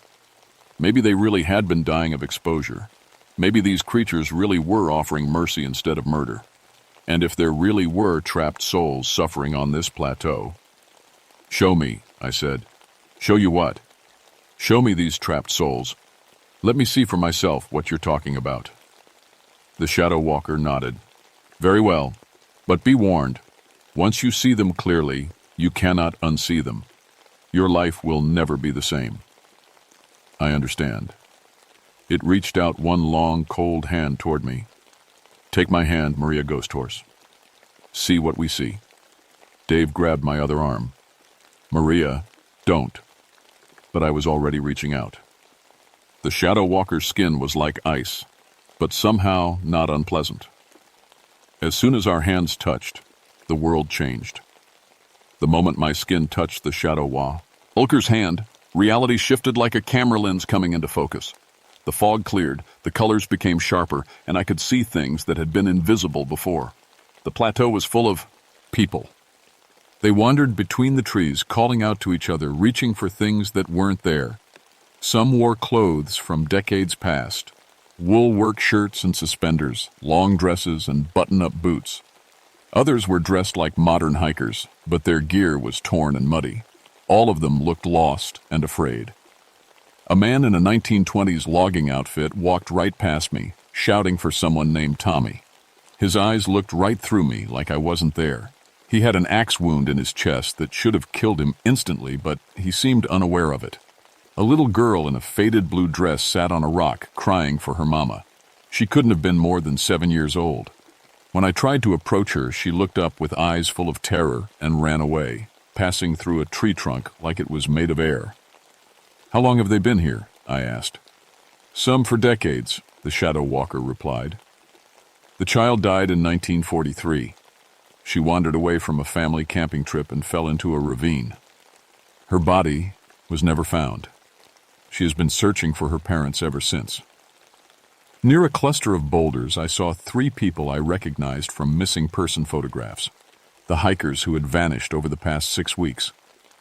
But they looked different now, peaceful. They stood together, no longer afraid, watching the trapped souls with sad expressions. "Jessica? Bradley?" I called out. Jessica Chen turned toward me and smiled. It was a real smile, not like John's strange expression. "Hello, Maria. Don't worry about us. We're okay now." "What happened to you?" "We got lost. The cold was going to kill us slowly over hours. They offered us a quick, painless death instead, and then they helped us understand what had happened so we wouldn't get trapped like the others." Bradley Matthews nodded. "It wasn't scary at all, just like falling asleep. And when we woke up, we weren't afraid anymore. We could see clearly, see what we needed to do, which is help the ones who can't help themselves," Jessica said. "Look around, Maria. Really look." I did. The trapped souls were everywhere, dozens of them, all lost in their own private hells. A hunter from the 1950s kept trying to climb a tree to escape a bear that existed only in his memory. A teenage boy in bell-bottom jeans searched endlessly for a hiking trail that had been moved decades ago. "They're suffering," I whispered. "Constantly," the shadow walker said. "They do not understand that their bodies are dead. They feel cold, hunger, thirst, fear, but they cannot satisfy any of these needs because they no longer have physical forms. It is a torture that has lasted for years." I watched the little girl in the blue dress. She had found what looked like a family campsite from the 1940s, canvas tents and old camping gear that flickered in and out of existence. She kept running to the largest tent, calling for her parents, but when she reached it, the campsite would vanish and she would be alone again. My heart broke for her. "What do you need me to do?" "Touch them," the shadow walker said. "You have a foot in both worlds now. You can be the bridge they need to cross over." "Will it hurt them?" "No. It will be the first relief they have felt in decades." I approached the little girl slowly, the way I would approach a frightened animal. She looked up at me with huge, sad eyes. "Hi there," I said softly. "What's your name?" "Annie," she whispered. "I can't find my mama and daddy. We were camping, and I went to pick flowers, and now I can't find them. Annie, I'm going to help you find them. But first, I need to tell you something important. Can you listen to me?" She nodded. "You got hurt when you were picking flowers. You fell down and got hurt very badly. Your mama and daddy have been looking for you for a long time, but they're not in this place anymore." "I don't understand." I knelt down so we were at eye level. "Annie, your body stopped working when you fell, but the part of you that thinks and feels, that's still here. And there are people waiting for you on the other side who can take you to your mama and daddy." She tilted her head. "Other side of what?" "Other side of being alive. It's not scary, Annie. It's like going home after a very long day." I reached out my hand. "Will you trust me?" She looked at my hand, then back at my face. Slowly, she nodded and took my hand. The moment our skin touched, light exploded around us. Not harsh light, warm, golden light that felt like sunshine and safety and love all wrapped together. Annie gasped, and suddenly she looked different. The fear left her face, replaced by wonder. "I can see them," she whispered. "Mama and Daddy. They're right there."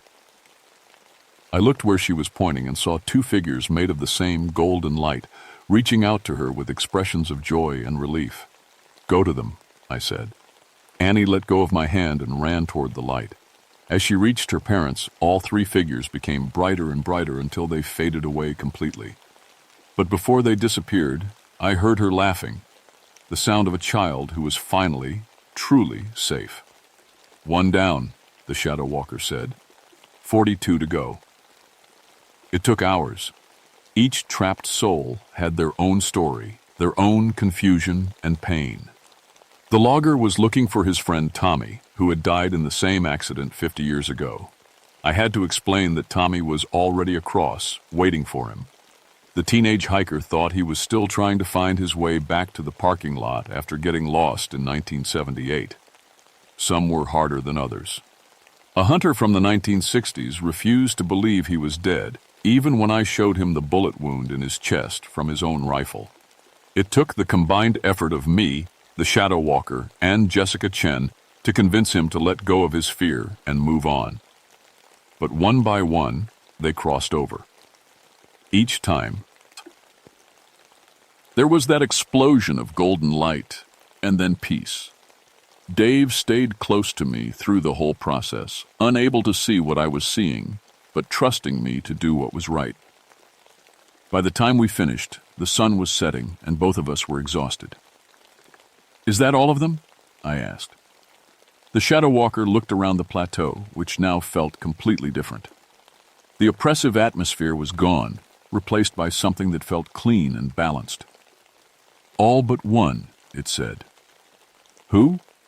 It pointed to John, who had been watching the entire process with that strange smile. "He chose to become an anchor between worlds, part living, part dead. It is a sacrifice that allows us to work more effectively, but it is also a kind of trap." "John?" I walked over to him. "Is this what you really want?" He looked at me, and for a moment his eyes were completely normal again. Completely John. "Maria, I've seen the other side. It's not scary at all, it's beautiful. But someone needs to stay here to help when more souls get trapped. The plateau will always be a thin place. But you'll be alone. Not alone. Different. I'll still be me, just more than I was before." I hugged him, and he felt solid and warm and completely human. "Will I see you again?" "Whenever you need to, I'll always be here." The Shadow Walker approached us. "Our work is finished. The balance is restored. You have done well, Maria Ghost Horse. What happens now? Now, we move on to other places where we are needed, and you return to your life, changed but whole. Will I still be able to see you, to see the other world?" "When necessary. The sight, once awakened, never completely goes away, but it will not burden you unless there is need." Dave stepped closer. "So, this is all real? All of it?"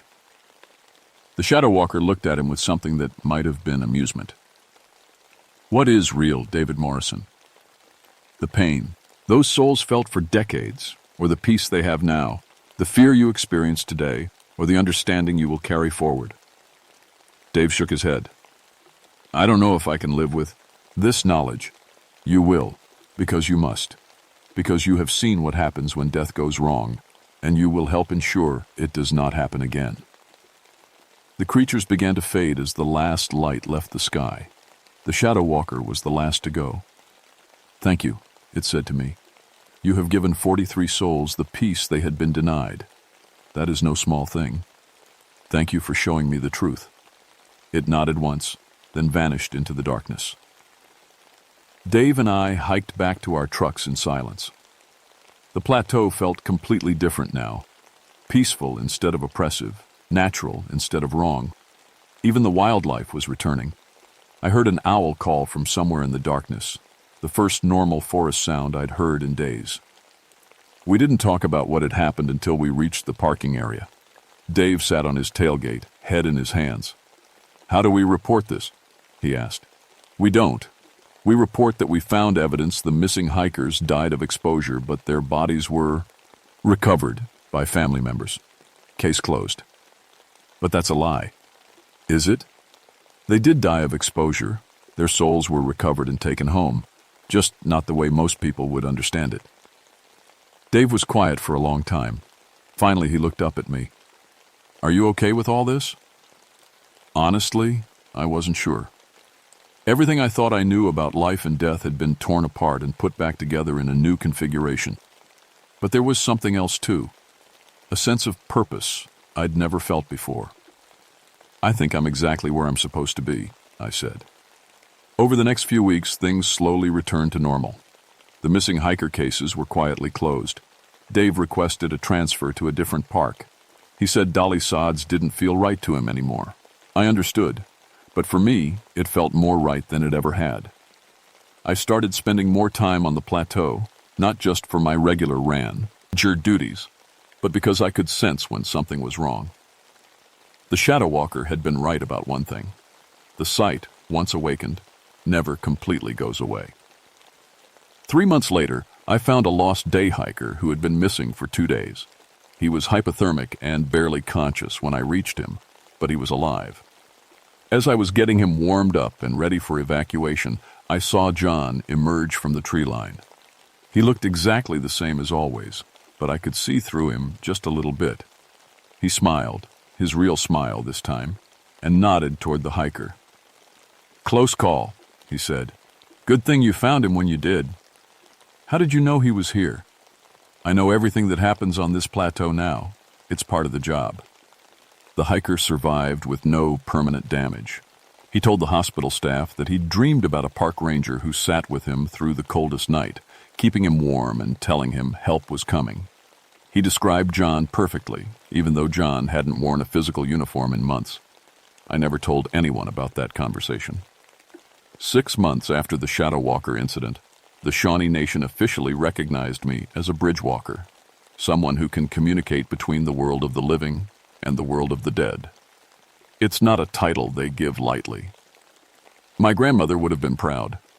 These days, I still work as a park ranger, but my job has expanded beyond what's written in any manual.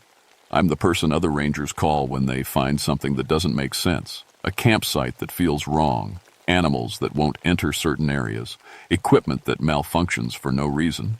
Usually it's nothing supernatural, but sometimes I'll be hiking through a section of forest, and I'll see someone who doesn't belong there. Someone in clothes from another era or with injuries that should have killed them instantly. They're always confused, always frightened, always looking for something they can't find. When that happens, I stop what I'm doing and I help them understand. I take their hand and show them the light that's waiting for them on the other side of fear. I help them find their way home. It's not the job I trained for, but it's the job I was meant to do. Last week, a family from Ohio came to the visitor center asking about their grandfather, who had disappeared while hunting in Dolly Sods back in 1967. They'd never found his body, never gotten closure. They wanted to know if there was any chance he might still be out there somewhere. I told them the truth, that their grandfather had found peace long ago and that he wasn't suffering. They didn't understand what I meant, but something in my voice must have convinced them, because they thanked me and said they finally felt like they could let go of their worry. After they left, I walked out to the plateau and found John sitting on his favorite rock, watching the sunset. "That was kind of you," he said. "It was the truth." The truth comes in many forms. We sat in comfortable silence for a while, watching the last light fade from the sky. The plateau was peaceful now, balanced in a way it hadn't been for decades, but I knew that balance was fragile. There would always be people who died badly, who got lost between worlds, and when that happened, they would need someone to help them find their way. "Do you ever regret it?" I asked John. "Choosing to stay between worlds?" He considered the question for a long time. "I regret that I can't share a cup of coffee with you anymore, or feel the sun warm my face the way I used to. But I don't regret the choice. Every soul we helped cross over, every person who finds peace instead of getting trapped, it's worth it. Even if it means being alone. I'm not alone. I'm part of something bigger now. And besides," he smiled, "I've got the best partner a guide could ask for." As we sat there, I felt the familiar tingle that meant something was approaching from the other world.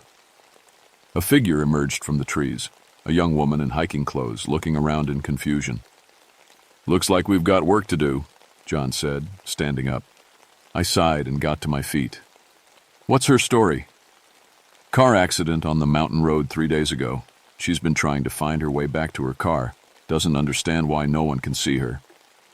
The woman spotted us and hurried over. "Oh, thank God, I've been lost for days. My car broke down and I tried to hike out for help, but I can't find the road anywhere. Can you help me?"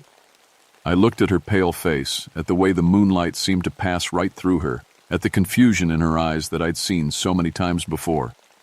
"Yes," I said, reaching out my hand. "I can help you. But first, let me tell you what really happened. The work continues. It always will. But I'm not afraid of it anymore. I understand now what my grandmother meant when she told those old stories about people who walked between worlds. We're not meant to be feared or pitied. We're meant to be bridges. Some people are born to heal bodies. Some are born to teach minds. I was born to guide souls home when they get lost along the way. And in Dolly Sod's wilderness, under the endless West Virginia sky, I found exactly where I belong.